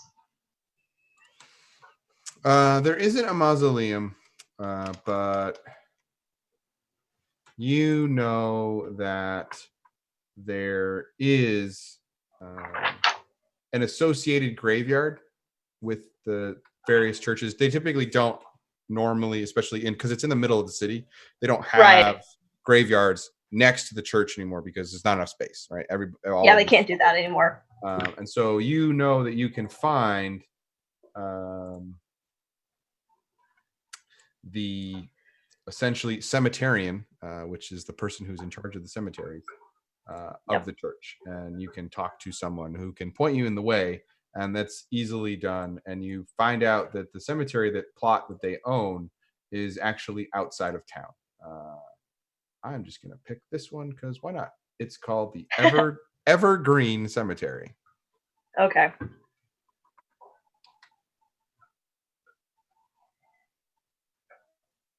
Thank you for your time. I appreciate it. Thank you. And then I go to the cemetery. And so your round robin adventure continues to the Evergreen Cemetery. And you could have asked and they gave you a plot. And sure enough, you walk into the cemetery and in the older section of the graveyard, John Calvin Stevens, 1855 to 1940. Okay. May all who enter the kingdom of heaven feel the warmth of his ever-burning flame.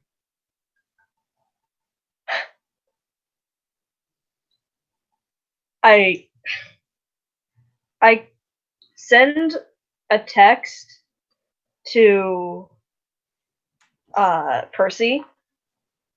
Say, hey, can you meet me at Evergreen Cemetery? I need your specific expertise.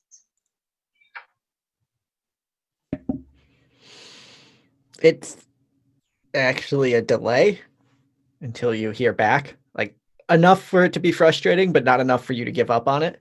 So, Mhm. so we will cut the scene there for now. It's not to say that your scene's over, Nikki, but it's just that Right. now your scene is like time wise run into Some other stuff. Yeah, go for it. Percy.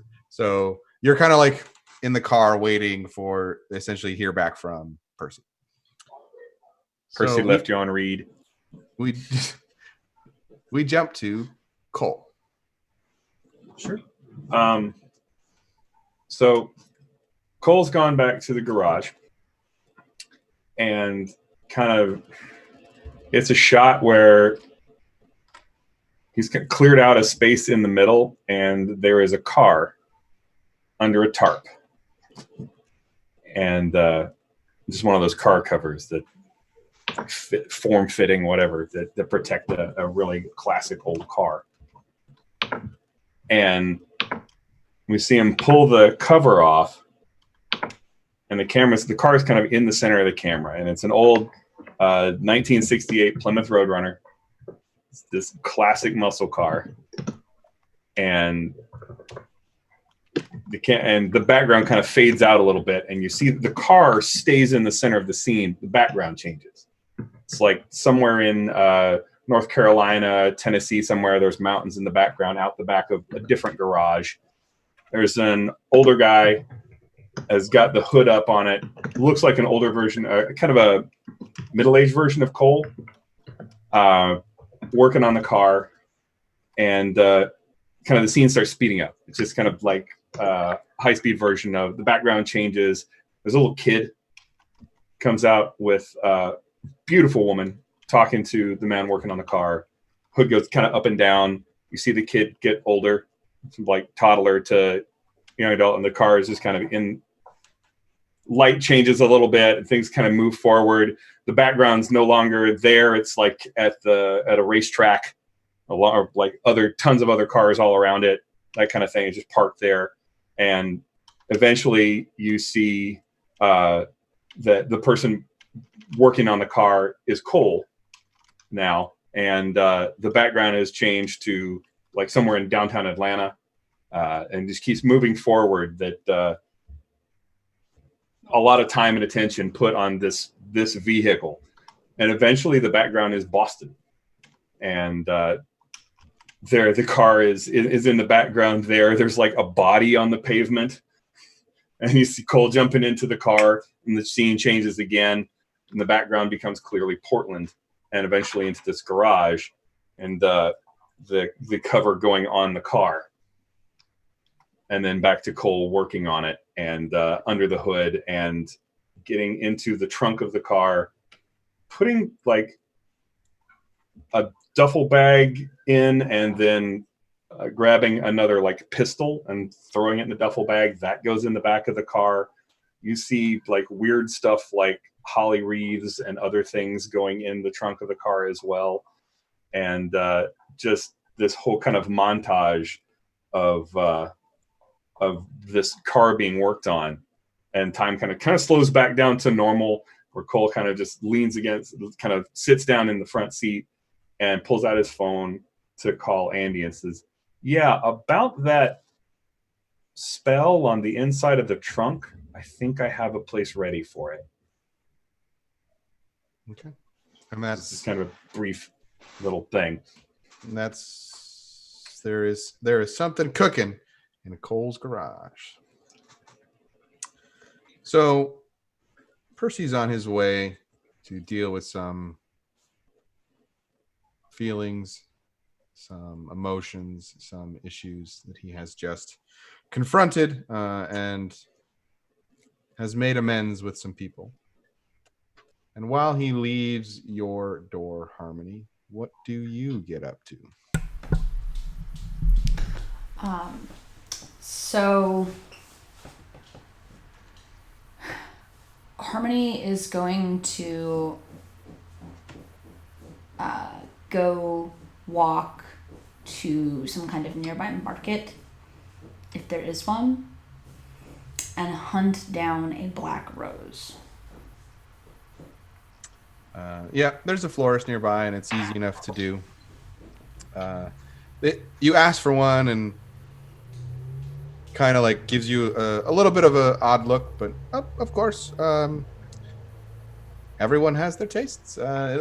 Just a moment, and eventually you are presented with a black rose, charged way too much money for a rose, and you have your rose. Okay. And then I'll just go back to my half of the duplex. But I very carefully and deliberately leave the black rose on the stoop. And then go back inside and just start working on my translation, which I've probably been working on for a while at this point. You know, sleeping only the minimal amount that I can while I try to get a little bit deeper into this tablet and figure out more of what I am dealing with exactly. Okay, so two things. I'd like you to roll me a lore roll. Cool. Mm-hmm. No. Oh that, dear. that bad. -2 plus 4 equals 2. I don't really want to spend my fate points on this though. 100% fair. And this isn't this is one of those things where it's like a timed thing, so it's not necessarily, it's not a DC you're looking to beat. It's more of how much time did you, That's what I figured. It's fine. how much further were you able to get into the tablet? And you get a little bit into the tablet, but I think you're distracted. I think you have a lot on your mind. You just soul gaze someone for probably the handful of times you've done it, so you're kind of still amped, even though that happened, earlier in the day, and you're still working through everything you saw inside of that soul gaze, and maybe even some of the implications of what exactly Percy and Manny's relationship really is. And as you're trying to read in this tablet and make heads or tails or sides of it, you hear at your door. I will go answer the door. Standing at the door is a man of average height, seemingly wispy black gray hair. Looks like almost like it's blended kind of smoothly together. Paler than it's probably typical for around here. Decent amount of people get out. It's not quite winter enough for people to be this pale, but seems unassuming. And he smiles and says, "Well, hello, Miss Ward. Won't you invite me in?"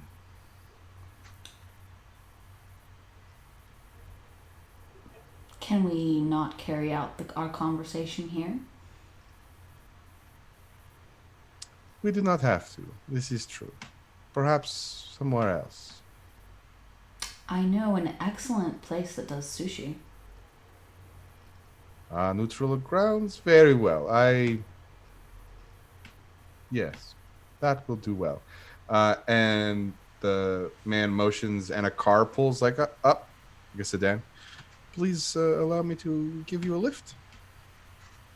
I will exit the house and get in the car warily. And it's a very nice car. It's a small limo, so it's not a stretch limo. It's a limousine, but it's not a stretch. And he opens the door for you, and and then he goes around the other side and lets himself in his own car. He doesn't let the driver do it. Very old world and gentlemanly. Mm-hmm. And says, "Driver, please to Sushi Books." And the car leisurely takes off, and the figure kind of sits across, decent size. Like, he doesn't get close to you. He sits on his side of the car and smiles at you and says, "I was pleased that you left my calling card. It was always nice to get out once in a while and make new friends." Then do I have the pleasure of speaking to Niccolo directly? You do. That is at least one of my names. That's fair. It's nice to make your acquaintance in person. I hope you continue to think that, Miss Ward. We'll see. I suppose it depends on how this conversation goes, doesn't it? I suppose it could. And the car continues to, drive. And it's not a very long drive, but eventually you pull up into the parking lot of Sushi Books, and he gets out, walks around, and opens the door for you. I'll get out and go in and get us a table. And you enter and are seated at the table. He orders, and when he orders, he speaks in fluent Japanese to the person. And actually, they have a bit of a conversation for a sec. And the waiter laughs and shakes his head and says something back to him in Japanese, and Niccolo chuckles. I can understand Japanese, though, so I can understand what's being said. So what you get the sense is he says, "Oh, I knew your grandfather in Okinawa." He basically relates the story of meeting this man's grandfather in Okinawa, and the guy at first is like, "What? How do you?" And then like they have a conversation about like this person, yeah, no, and we were here and here, and then we're like, "Oh my God, did you see so?" And then like so they're actually having a quick little like, "I went to Okinawa, I met your grandfather, and he says hi," kind of thing. And then the waiter says something like almost like a catchphrase of his grandfather, like, "Don't let the fish bite you in the ass when you're trying to catch them," something like that. Translates a little bit slightly out of Japanese differently, but Derek is quickly throwing Japanese in the chat. It's fine. And that's what they're laughing about, is that's something his grandfather says all the time. And you're kind of like, what the hell?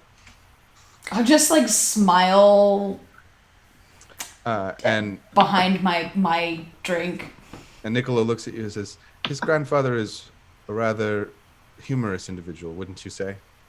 Certainly seems like it. Thank you.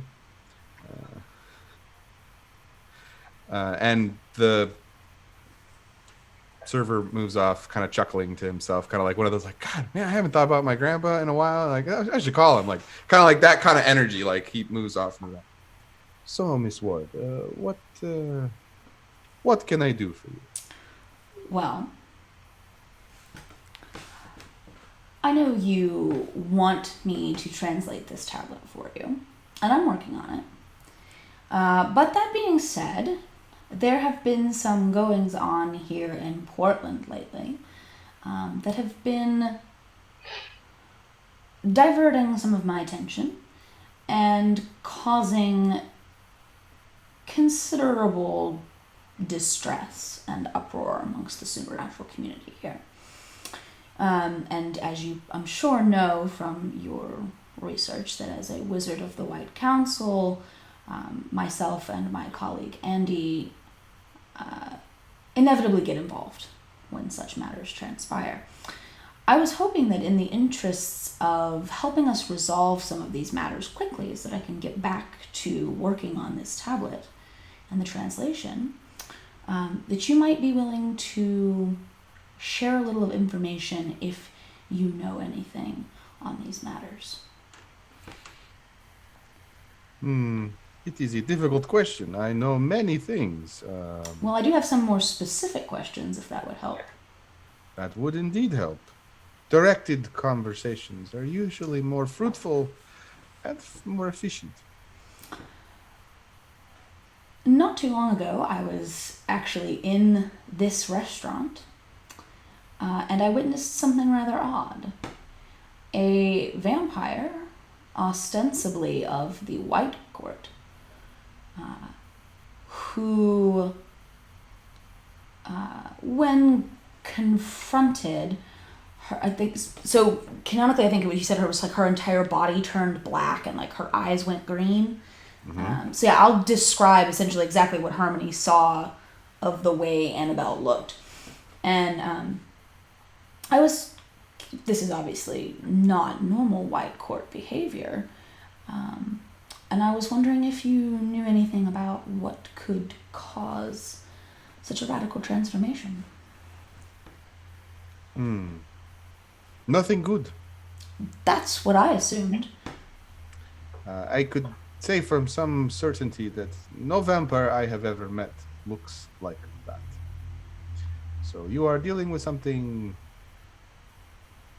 unique. And not a vampire? Oh, she still might be a vampire, but not only a vampire. And you have no idea what this could be? Some kind of possession? This is difficult to know only in so much as your description, while extremely, I am sure, accurate and well done, lacks the personal touch. Observation is best done in person. That's a fair point. If I was able to get you some kind of image of said transformation, would that be of assistance in perhaps identifying? Miss Ward, I believe you and I both know that the capturing of images of things that are embarking upon supernatural shenanigans does not work very well. No. But I was considering seeing if any of my friends have any kind of artistic talent. Ah, what a curious thought. While your friends, I am sure, are quite artistic, it still does not. It has a influence from the teller. It is not, shall we say, objective enough, perhaps. But I will think about this and see if I could think of anything useful. What other questions do you have? Do you know anything about phoenixes? He kind of looks directly at you, not meeting your eyes. He looks at you in the way that people can look at wizards without meeting their gaze. Like looking at my nose? Yeah, or right at the bridge of your eyes. You are looking for John. Yes, my friends are. Yes, he is missing. It is slightly distressful. Do you know anything about what might have happened to him? That you could share so we perhaps could find him? I know a great many things, and this is something I do not know. It vexes me. And I believe I prodded your so-called Al to fix this problem, and he has supposedly put one of his best agents on it. I assume someone you are related, someone you know. I think I know who Al is referring to, yes. And she's definitely looking into the matter. Probably as we speak. Excellent.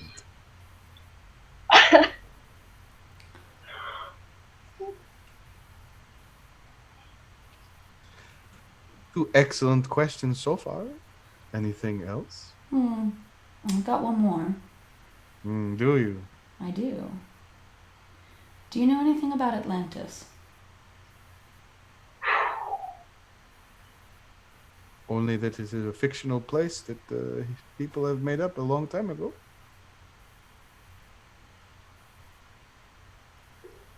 All right. Did the tablet reveal something about Atlantis? This is an entirely unrelated question. Ah. The tablet is yielding its secrets rather slowly, I'm afraid. All good things do. And as you're conversing, the sushi is brought and a free bottle of sake. Oh, how kind.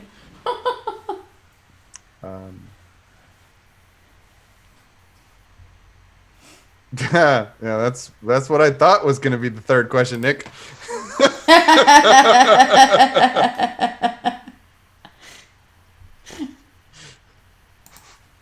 I didn't it's say hot sake. anything specific. Can't drink cold sake. Well, I can't drink cold sake. Nothing else then. No, I was just trying to see if I could move some other things off my plate so I could focus on this tablet a little bit more, but doesn't sound like that will be possible, so progress will continue to be a little bit slower than I would like it to be. Would you mind terribly if I asked you a question? Conversations are more fun when they're two-sided. I wholeheartedly agree. Why do you seek the tablet? Why do I seek the tablet? Indeed.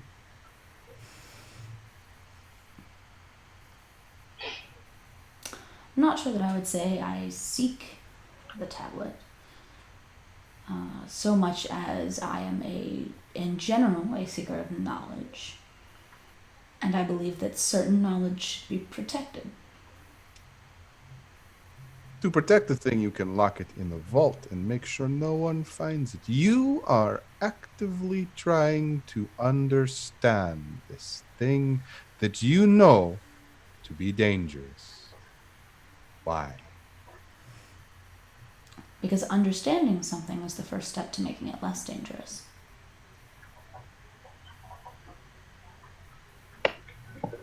What a very dangerous and enlightened point of view.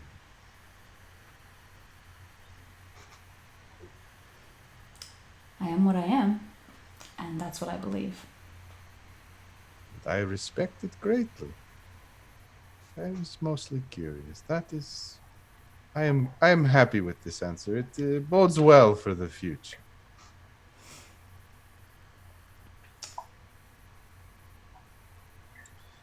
He also asks a variety of more benign questions, mostly like very ritualistic, getting to know you, small talky questions of no real importance or significance. And he seems to be able to hold a conversation about anything you want to talk about exceptionally well. If you start talking about ancient languages, he starts offering insights on that. If you start talking about spells and magic and anything, like, he literally does not seem out of his depth at any point in the conversation. And as like through the duration of this conversation and like, you know, pointed questions and things, am I able to get any sense at all of what he is? Because I seriously doubt he's human. Well, there's definitely one way. I am not looking at him with the sight. That would be a huge mistake. Harmony can be dumb at times, but she's not that dumb. It would be a Soul shame if your gaze, eyes soul accidentally met. Soul gaze. I will soul take the soul gaze, yes. Yes.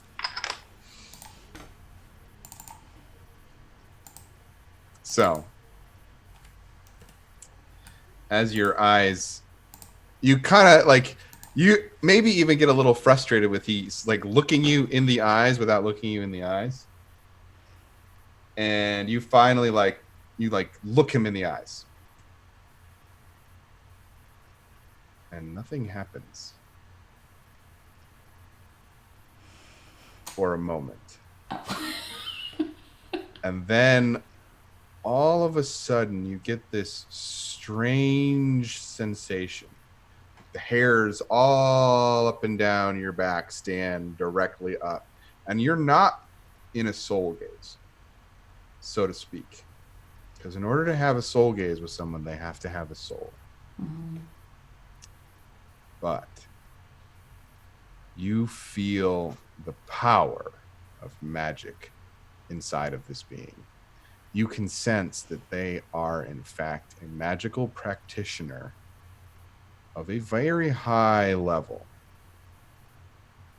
You're not sure how high, but you can just sense it as your spine is like, oh no.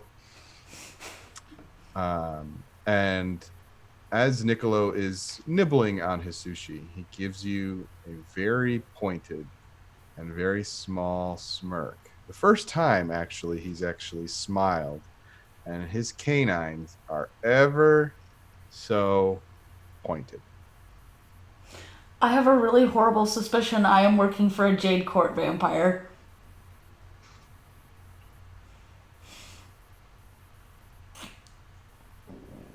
Okay. You can always open your site if you so desire. No, I'm not doing that. That just from the sense of the power that I get coming off of Niccolo, I think that would not be a very good idea. Otherwise, a sushi book dinner or lunch goes up by without a hitch. Okay. Well, this could be the first of many lunches, so I will conclude the lunch and He pays for everything. very and gentlemanly. He offers to drive you back home, I will accept.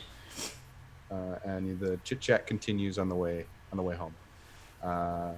Seemingly, he escorts you to your door and gives you the black rose because he had picked it up off the stoop. This is, I hope to see you again, Miss Harmony. I'm sure that we will see each other again soon. Most excellent. Have a lovely day. You too. And you go into your home, and you hear the man known as Niccolo, like his footsteps receding down the stairs, and that's where the scene ends. Kasara, you managed not to kill your assistant. No longer hiring for a new one. You also managed not to kill the couple that you call in for an emergency therapy session that is just shouldn't be put off. Yep. I suspect that the fade to black moment that happened in your office, probably with all three of them,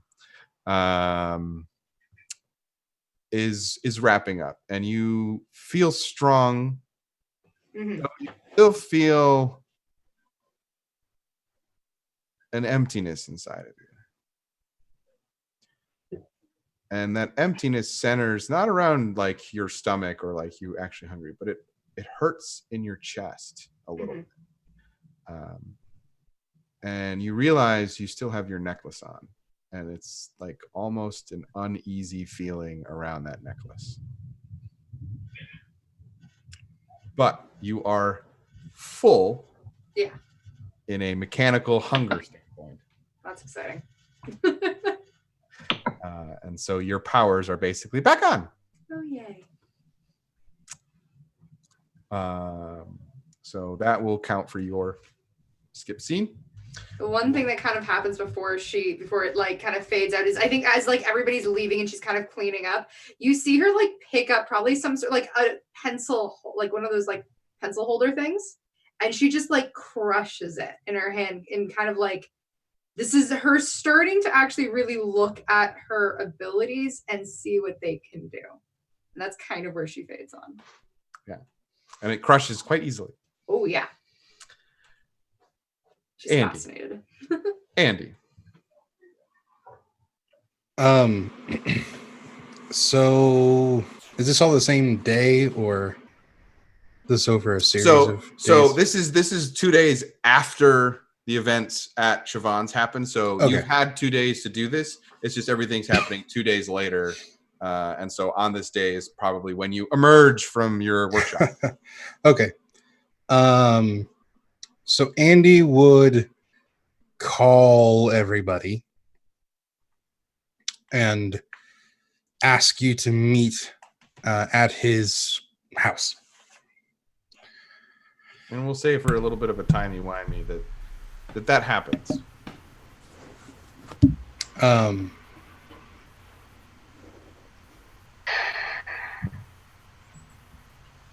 So Yeah. it's how long has it been in how long has this season been in Oh, in time Portland time ish? See, I don't think I actually kept track of like the days, but it's been it's the solstice is tomorrow. So we started like 3 weeks out from the solstice, so it's been about 3 weeks, and the solstice is almost here. Okay. So close to a month. Yeah.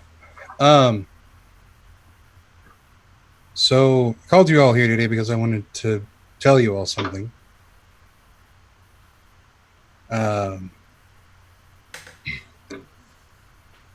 Some of you have known for a long time. Looks over at Harmony. Some of you have only known for about a month. Really known. And before we all were brought together because a White Court vampire punched Percy,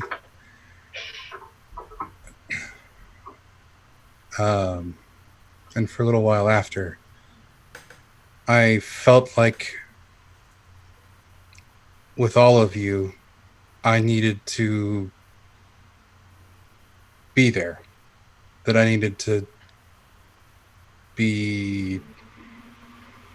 supervise. Which is, I realize, particularly now, an insult. You are all adults.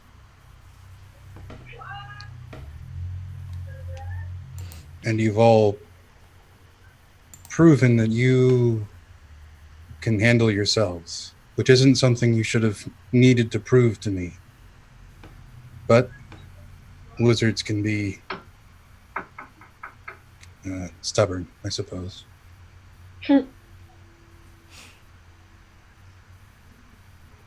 I don't know if, I'm sure we've told you, but the last several weeks have been a blur. Harmony and I strengthened the wards around our home.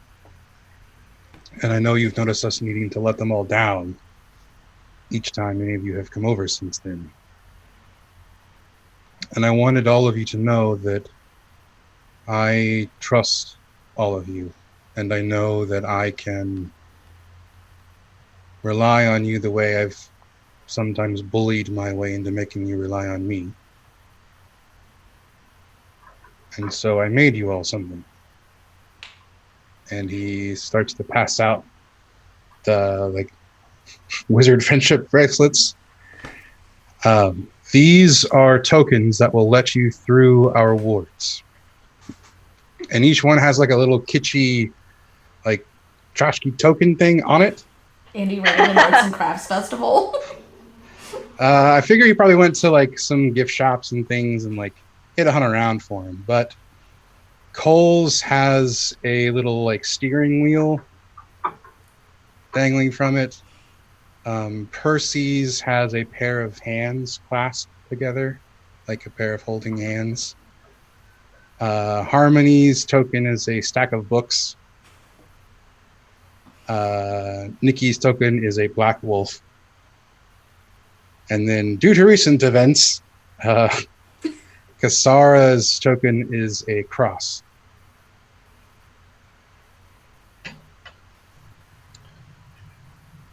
Each of these will all let you through without us needing to let them down, which obviously is practical, but also, again, I wanted just to symbolize that you all belong here. Nikki takes it and smiles, and then does bows and very jokingly, but mock seriousness, says, "Thank you, Wizard Wells," and bows to you. And gives you a hug. Harmony snorts into her coffee on the other side of the room. Andy hugs her back. Thank you. That, considering how the things have gone for the last, month, I appreciate your trust. Your faith in me. I appreciate that all of you have trusted me.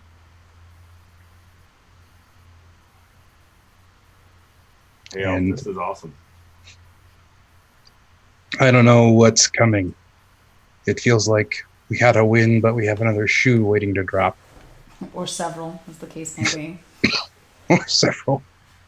But if anything, this past month has shown me that as long as we all stick together and trust each other, we can take it, whatever it is. Might be by the skin of our teeth, but we can take it.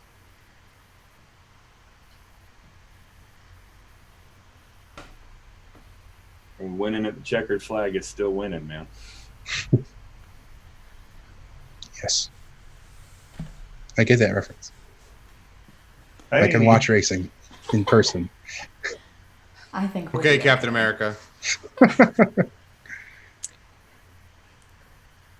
So, if we're all friends now, Andy, there's been something I've been meaning to ask you since I met you.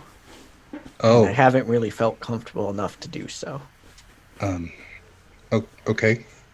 Will you sign this book for me?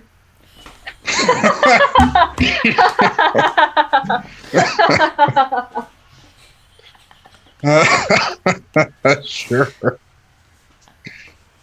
Yeah. Thanks. I knew a big fan.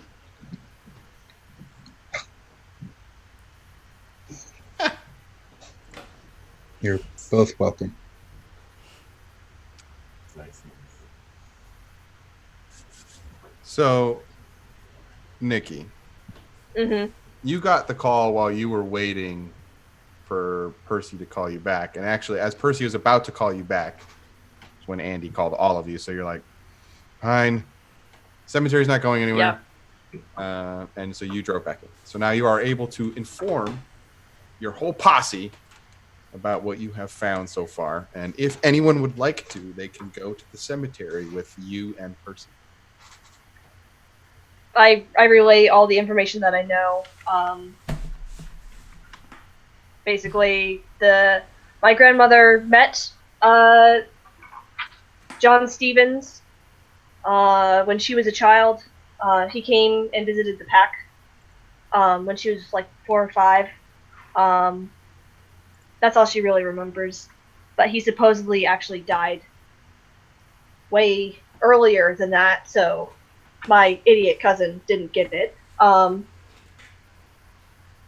But I found his gravesite, so I was hoping maybe Percy could at least talk to some of the locals to find out what is going on. If you'd like to come, you're more than welcome, but that's where we're at. By the way, Nikki, I asked Niccolo if he knew anything about phoenixes, and basically as soon as I brought it up, he knew right away that we were looking into John's disappearance. So it sounds like he's been gone or missing for some time. Unfortunately, Niccolo didn't really know anything, or at least nothing he was willing to tell me. You met with the thing that can control a Black Court vampire? Yeah, By that's what I was yourself? about to say. Yeah, on neutral ground, but I think What is it? that's a great question, and that's what I'm sort of trying to figure out, and the only way to do that is by talking to him some more until I can Further piece research. things together. All I know is that I tried to deliberately, well, accidentally, trigger a soul gaze, and it didn't work. Well, No It- soul. no Soulless. soul, but I got a pretty strong sense of power. And he had some fairly sharp teeth. What? Like all of them, or Canines. oh, What? So for the first time, Percy kind of looks at Kassar and is like, "Is that a thing?" Not that I'm aware of. Can I make a lore roll to not see if vampires it's that I'm a thing? Go for it. maybe Black Court question mark? Yeah, Sweet. I got a great result. Vampires out of Bram Stoker's Dracula are the manual for how to kill Black Court vampires. So something with fangs and feeding that way is most definitely some kind of Black Court vampire. That's so yeah. Sounds like a Black Court vampire to me, Could as far be. as the fangs That's- go. If he Yeah, was, he was that's what I was masking it. thinking. He was masking it pretty well, if that's what he was. He didn't have the usual hallmarks of a Black Court vampire. Well, Maybe if he's- just, I say maybe he's just Black Court vampire in all caps. You know, not just Black Court vampire, but Maybe he's. You said you got a sense of power. Maybe it was a veil. Could have been. You also know Harmony. Well, Harmony knows this, and Andy, you would be able to put this together. Harmony is talking about a lunch that they just had. It's sunny outside. Black Court right. vampires should not be able to go out into the sun. When did this lunch happen? Lunch. You said lunch. Yeah, it's it lunch. was a lunch. Lunch. Earlier today. like daylight. That today. Or doesn't like daylight. That's again why Dracula. Yeah. I don't think if it's a Black Court vampire, then it's some very, very special kind. Red and White Court don't care about the sun. I mean, Very didn't- powerful of it. I I only know White Court. That's like all I really understand Can well you mix enough. them together? Like, Didn't he go out in the daylight in the movie? like if a Black Court and a But White that's Court a were movie. to love each other very much, would a different court come out of it? Well, Red Court, as far as I'm aware, don't Not reproduce really. that way. Yeah, it's a bite. Okay. So they would produce a child, but it wouldn't be, an emotion-sucking bat monster. Well, we could all be thankful for that, at least.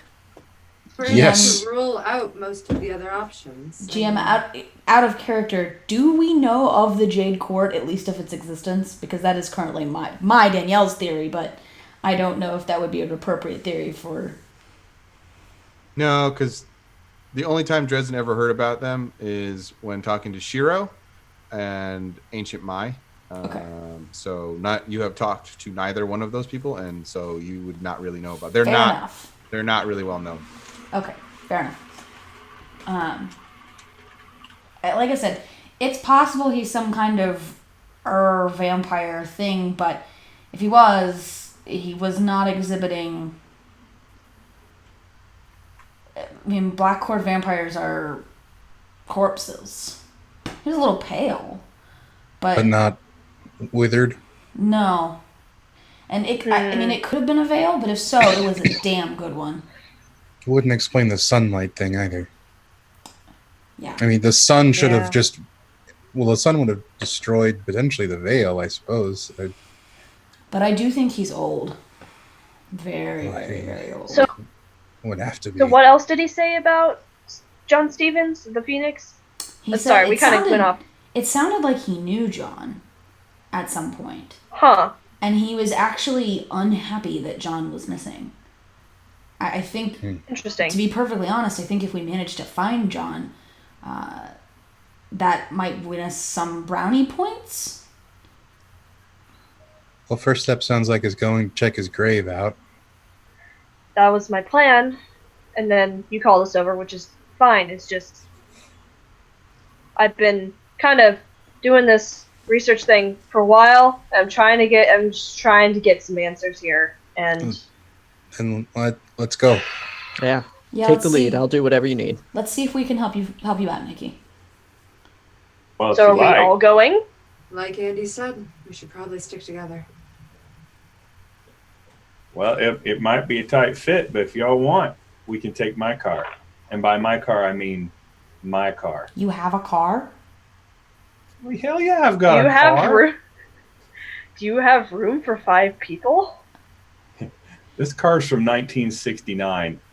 Plenty Oh, of okay. room in the bench. Well, that answers my next question. Yeah, Because we if won't it's kill it. your car, you- I would hate to kill it. If you fry the AM radio, I will be ticked, but it'll be okay. I'll do my very best not to. It's all right. Oh, well, okay. We're heading to Evergreen Cemetery. Oh, I've been there a few times. Okay. The So car you- itself Perfect, and is you'll this. know- No, go ahead. Yeah, go for it.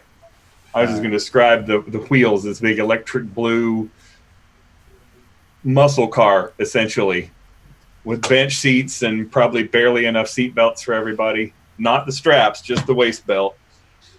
Yep. And when it turn it over, it's just This is a car. it's one of those rumble. Well, yeah, my dad raced NASCAR. He worked on this thing. Yeah, this kind of And- rumble you feel all the way in your toes. Mm-hmm. Yep. I mean, there's no AC because that doesn't work well with the Hemi. So, but anyway, And y'all The truck- make your way very easy to Evergreen Cemetery. It's a rather large cemetery. It's outside of town. I got him towards the plot because I know the plot number. Yeah, you make your way towards the back of the cemetery, where the older, more weathered tombstones are. Though this one seems to be relatively nice and still, you can still read it. It's old and pitted and weathered, but it isn't one of those that has weathered away to nothingness. And it wasn't made of limestone, so it's still it was still legible. That's the geologist in me. You're welcome. And there you see John Calvin Stevens, 1855 to 1940, with the inscription, "May all who enter the kingdom of heaven feel the warmth of his ever-burning flame." no, that doesn't sound nothing like a phoenix. Yeah, it's real subtle. I mean, is that supposed Yep, to be? mhm. But is that supposed to be some kind of instruction? Like, if we go in a church, are we gonna find him? He's missing. I think this is something keeping Just him say. from being where he needs to be.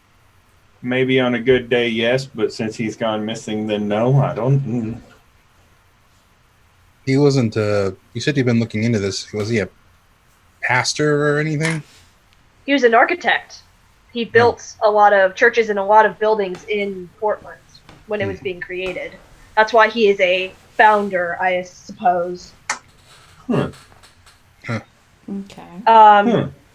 Was He it- made this famous church, and I told him the church because I forgot to write that part down. Oh wait, no, State Street Church. He made State Street Church. Okay. Oh, yeah. Yeah. I've never been in there. It's one of the nicer churches. I know where that is. Have you been by there yet? Yeah, that's how I got the plot information because that's where he was buried. Well, you know what I mean. This is Sure. their portion of the cemetery. Sure. All right. Hmm. Let me see Yeah. if any of the locals know what's going on here. Well- I'm gonna try and use my contacts roll to ask people what they know. Hold on. Okay.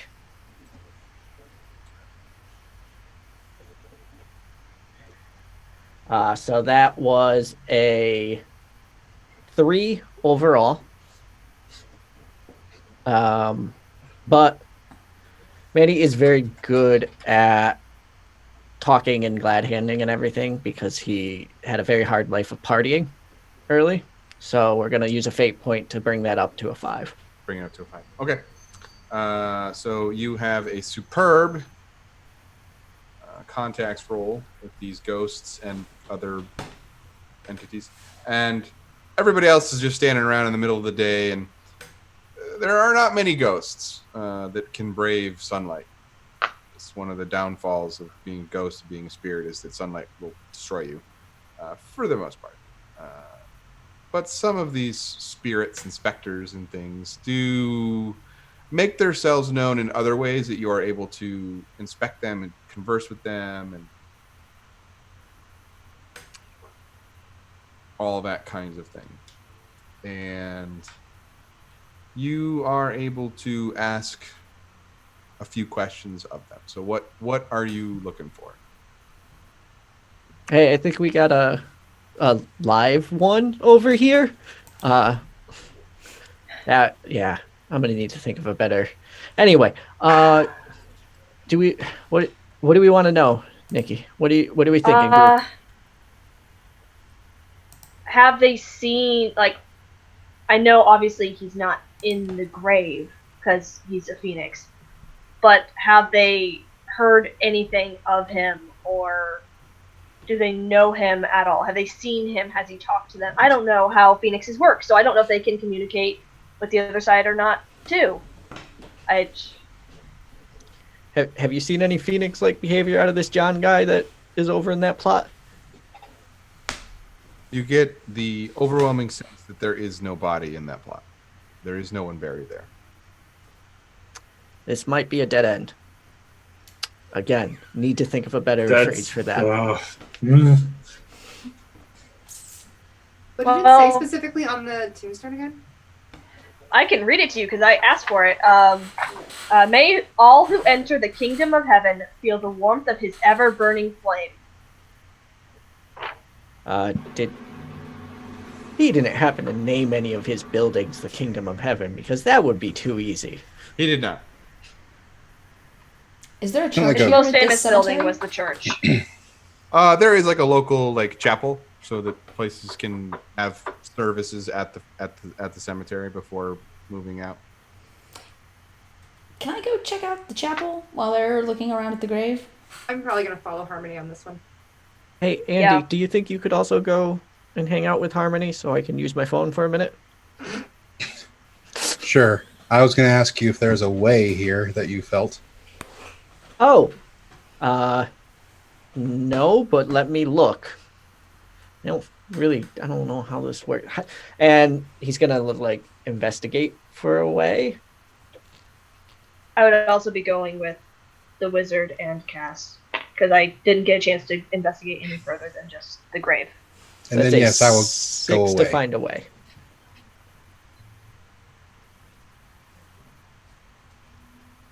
You're muted. You Adam. asked You're it. muted.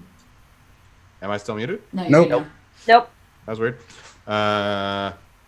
Behave, Zoom. So, with your fantastic investigation, you sense that there is, in fact, a way here. Yeah, where is it? Directly over the grave. Yep. Of course it is. Meanwhile, Harmony No, and I- Kasara, Yeah. you head to I- the chapel. It's a nice chapel. Are there candles in here? It's currently locked. Not locked. No, it wouldn't be locked. It's not locked. It's not being in use is what I meant to say. Okay. And therefore there are candle like holders, but there are no there's no actively burning candles happening right now. Can I like rummage around in a closet somewhere? Is there like a little storage closet that I could get into and see if I can find any because I'm thinking of like in a lot of chapels they have like those little votary candles that you light, in memory Yeah, of a yeah, I loved mean, one. Yeah, they don't actually have those because this is like a cemetery side chapel. It's not used as often as a church, so it's not checked in on like all of the time. Sure. Someone goes there every day, but like it's not people in and out of it all the time. So there is not one of those stations, but there is a regular like floor plan of a church with pews and rows and an altar at the front, and it's made a little bit more ground floor level. There's not a lot of stair and of any kind, so that caskets can be wheeled in, Sure, that and makes prayers sense. over, and wheeled back out, and so it's designed to facilitate coffin movement within the building, which is a morbid but true statement. And so there are candelabras that have like wicks of candles in them. It's just they're not lit. Nothing is lit right now because there's no service. Oh, okay, but there are like unlit candles. Unlit candles. Yes. Oh, cool. Okay, that's what I was looking for. I would like to light a couple of the candles. Okay. Just, Yep. And it happens. And then Glickambicus. yes, and then I'm gonna say, so his name is John Calvin Stevens, right? Mm-hmm. Correct. I am gonna call that name out 3 times. Name was Well, John while she's Calvin doing this, Stevens. Cass is just like poking her head around the altar and stuff like that, seeing if there's anything that she could find. That's all she's really doing. His name was John Calvin Stevens. Roll an investigation check, Kasara. He You call out 3 times and you wait, and either he can't come to the phone right now or he's not fairy and is not able to answer a summons. Or, yeah. Okay. I'm gonna look around and see if anything has changed since I lit the candle. I'm just running on a hunch from the. Kasara, you don't really find anything noteworthy. okay. It looks clean, so they keep it up, so it's not That's good. It doesn't look like anything has changed. All right. Well, that was worth trying. There's no like. It's just like the one level. Doesn't look like there's any doors leading to an upstairs, downstairs, anything else. There's like vestibules in the back where people get changed and things like that, where the priest would hold like the other stuff that is Okay. necessary to run services. But Nothing. It's not really a very big chapel. There's a choir loft where people can sing, but that's about it. okay. And it's not a really big choir loft. It's like a small one. Okay. With a tiny organ. Meanwhile, back at the gravestone. I might see. Hold on. Let me ask a question here. Mr. Ghost, Mrs. Ghost, has anyone disappeared above this gravestone any time? Get the sense that no. Andy, Yep. I'm gonna do something real dumb. You want to come with me? Technically, Cole and Nikki are still standing there as well. I said I went with the girls. Okay, never I mind. said I went with the girls. Never mind. I'm in. Oh, Yeah, I know I didn't really have to ask you, Cole, but yes, but maybe, All we right. Thanks should, for fair. validating me. maybe we should wait for the others to get back. I'd rather, if you're about to do what I think you are, I'd rather go in at full strength than just the 3 of us. Where's 4 of the us. Fun and all right. that would probably be smart. We don't know what's on the other side of this, so What are they doing over there anyway? I don't know. Smash cut 2. What do you guys do? Harmony leaving because nothing happened. Yeah. He goes like, "Hey, ladies!" I would have pulled Cass back just a little bit and just like said like, are you cool? Like, I know you weren't, and I've taken care of myself. Thank you. I'm fine. Nobody got hurt. Not. Oh. And you can see her kind of mulling something over, like in her brain, and just no one's dead. If that's what you're inquiring about.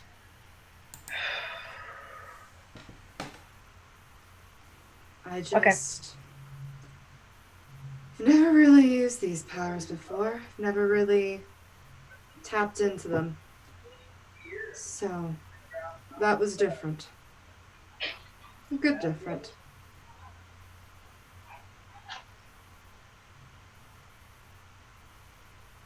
Are you okay? well, you're definitely badass. So I didn't get a chance to say that earlier, but Thank you. I haven't felt like that before, so it's kind of a nice feeling. It must be one you're used to by now.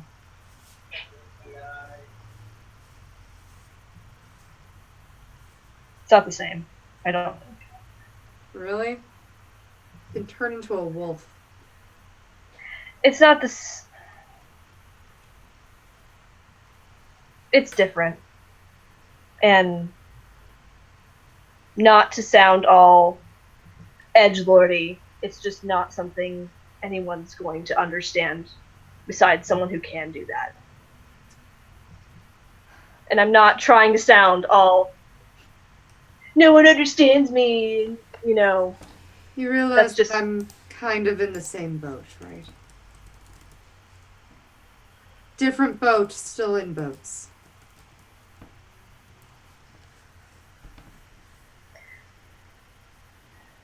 What I was able Yeah. to do, while yes, very seemingly cool and badass, it taps into a part of me that is difficult to explain and describe to somebody who hasn't either, well, looked into my soul and seen it, or who experiences it.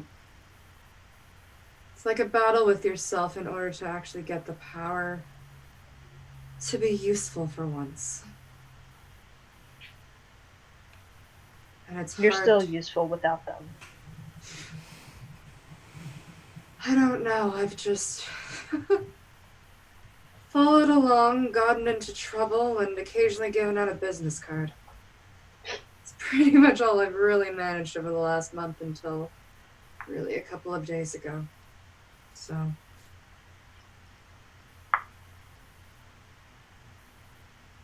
Thank you for checking in. Mm-hmm. I appreciate that. Hey, way train is leaving. Just shouting in a cemetery over here. Ladies, come on! Coming! I guess let's go. And whatever moment was there is ruined. Classic friend fashion. You all saunter over to the way that is or is not about to be opened. And Percy, I assume you try to unzip it? Is everyone here in agreement that we're going through this way? So there's a way here? Away right over the grave of our phoenix, yes. He's like pointing to it, not realizing that other people can't see. Yeah, right here. There you go. You're the only one that can see. Huh. I mean, we should at Okay. least take a look. That's a better lead than anything else we found here. Sure, right over the grave. Yeah. What could go wrong?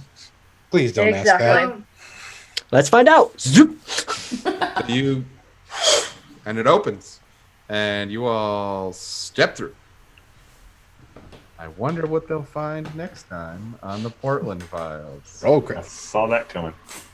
So, because of America's Thanksgiving and not Canadian Thanksgiving, we will not be on next week.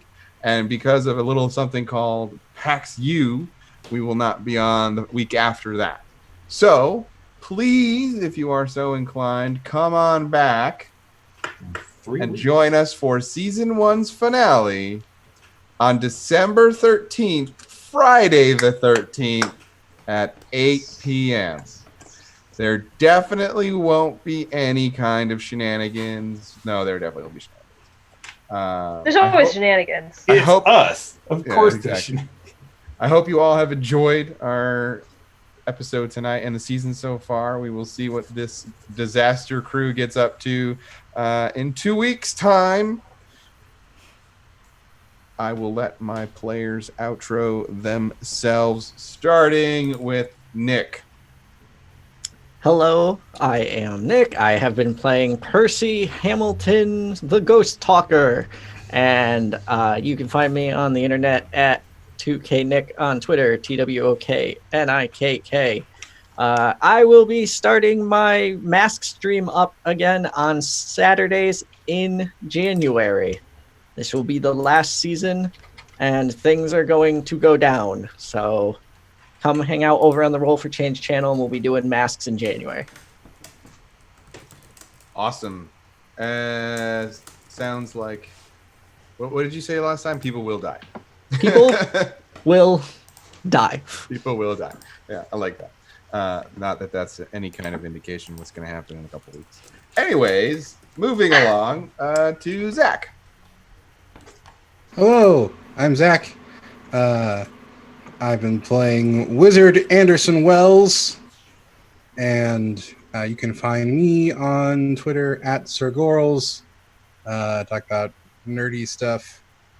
And yeah, I'm very sad we'll be 2 weeks off, but I'm looking forward to seeing how season 1 wraps up. And how many of us are making new characters for season 2.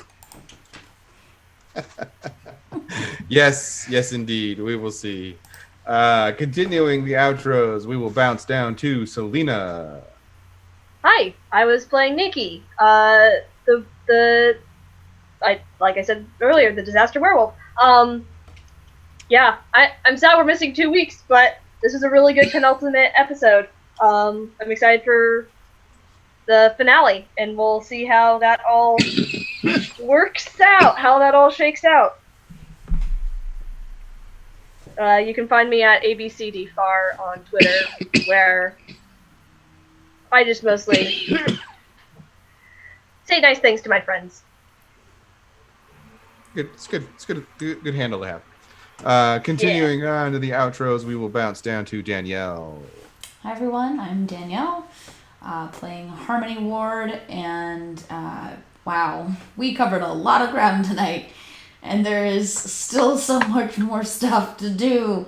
I'm gonna miss everybody for 2 weeks, but I hope the the first holiday treats everyone in the U.S. Nicely.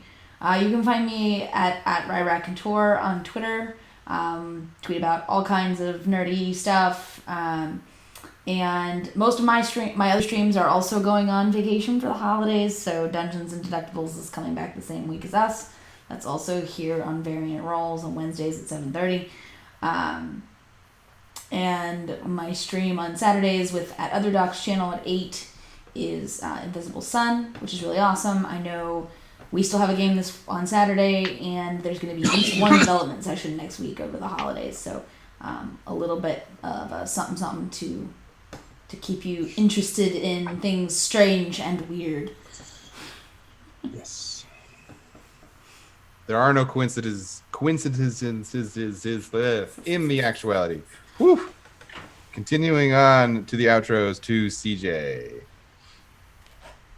Hey, I'm CJ Hunter, I'm on Twitch and Twitter at Commander Pulsar. I am also on a little bit of a holiday hiatus with that stream while we're getting Christmas stuff done at both of my real world jobs, but probably back in the new year after PAX Unplugged with new gaming stuff.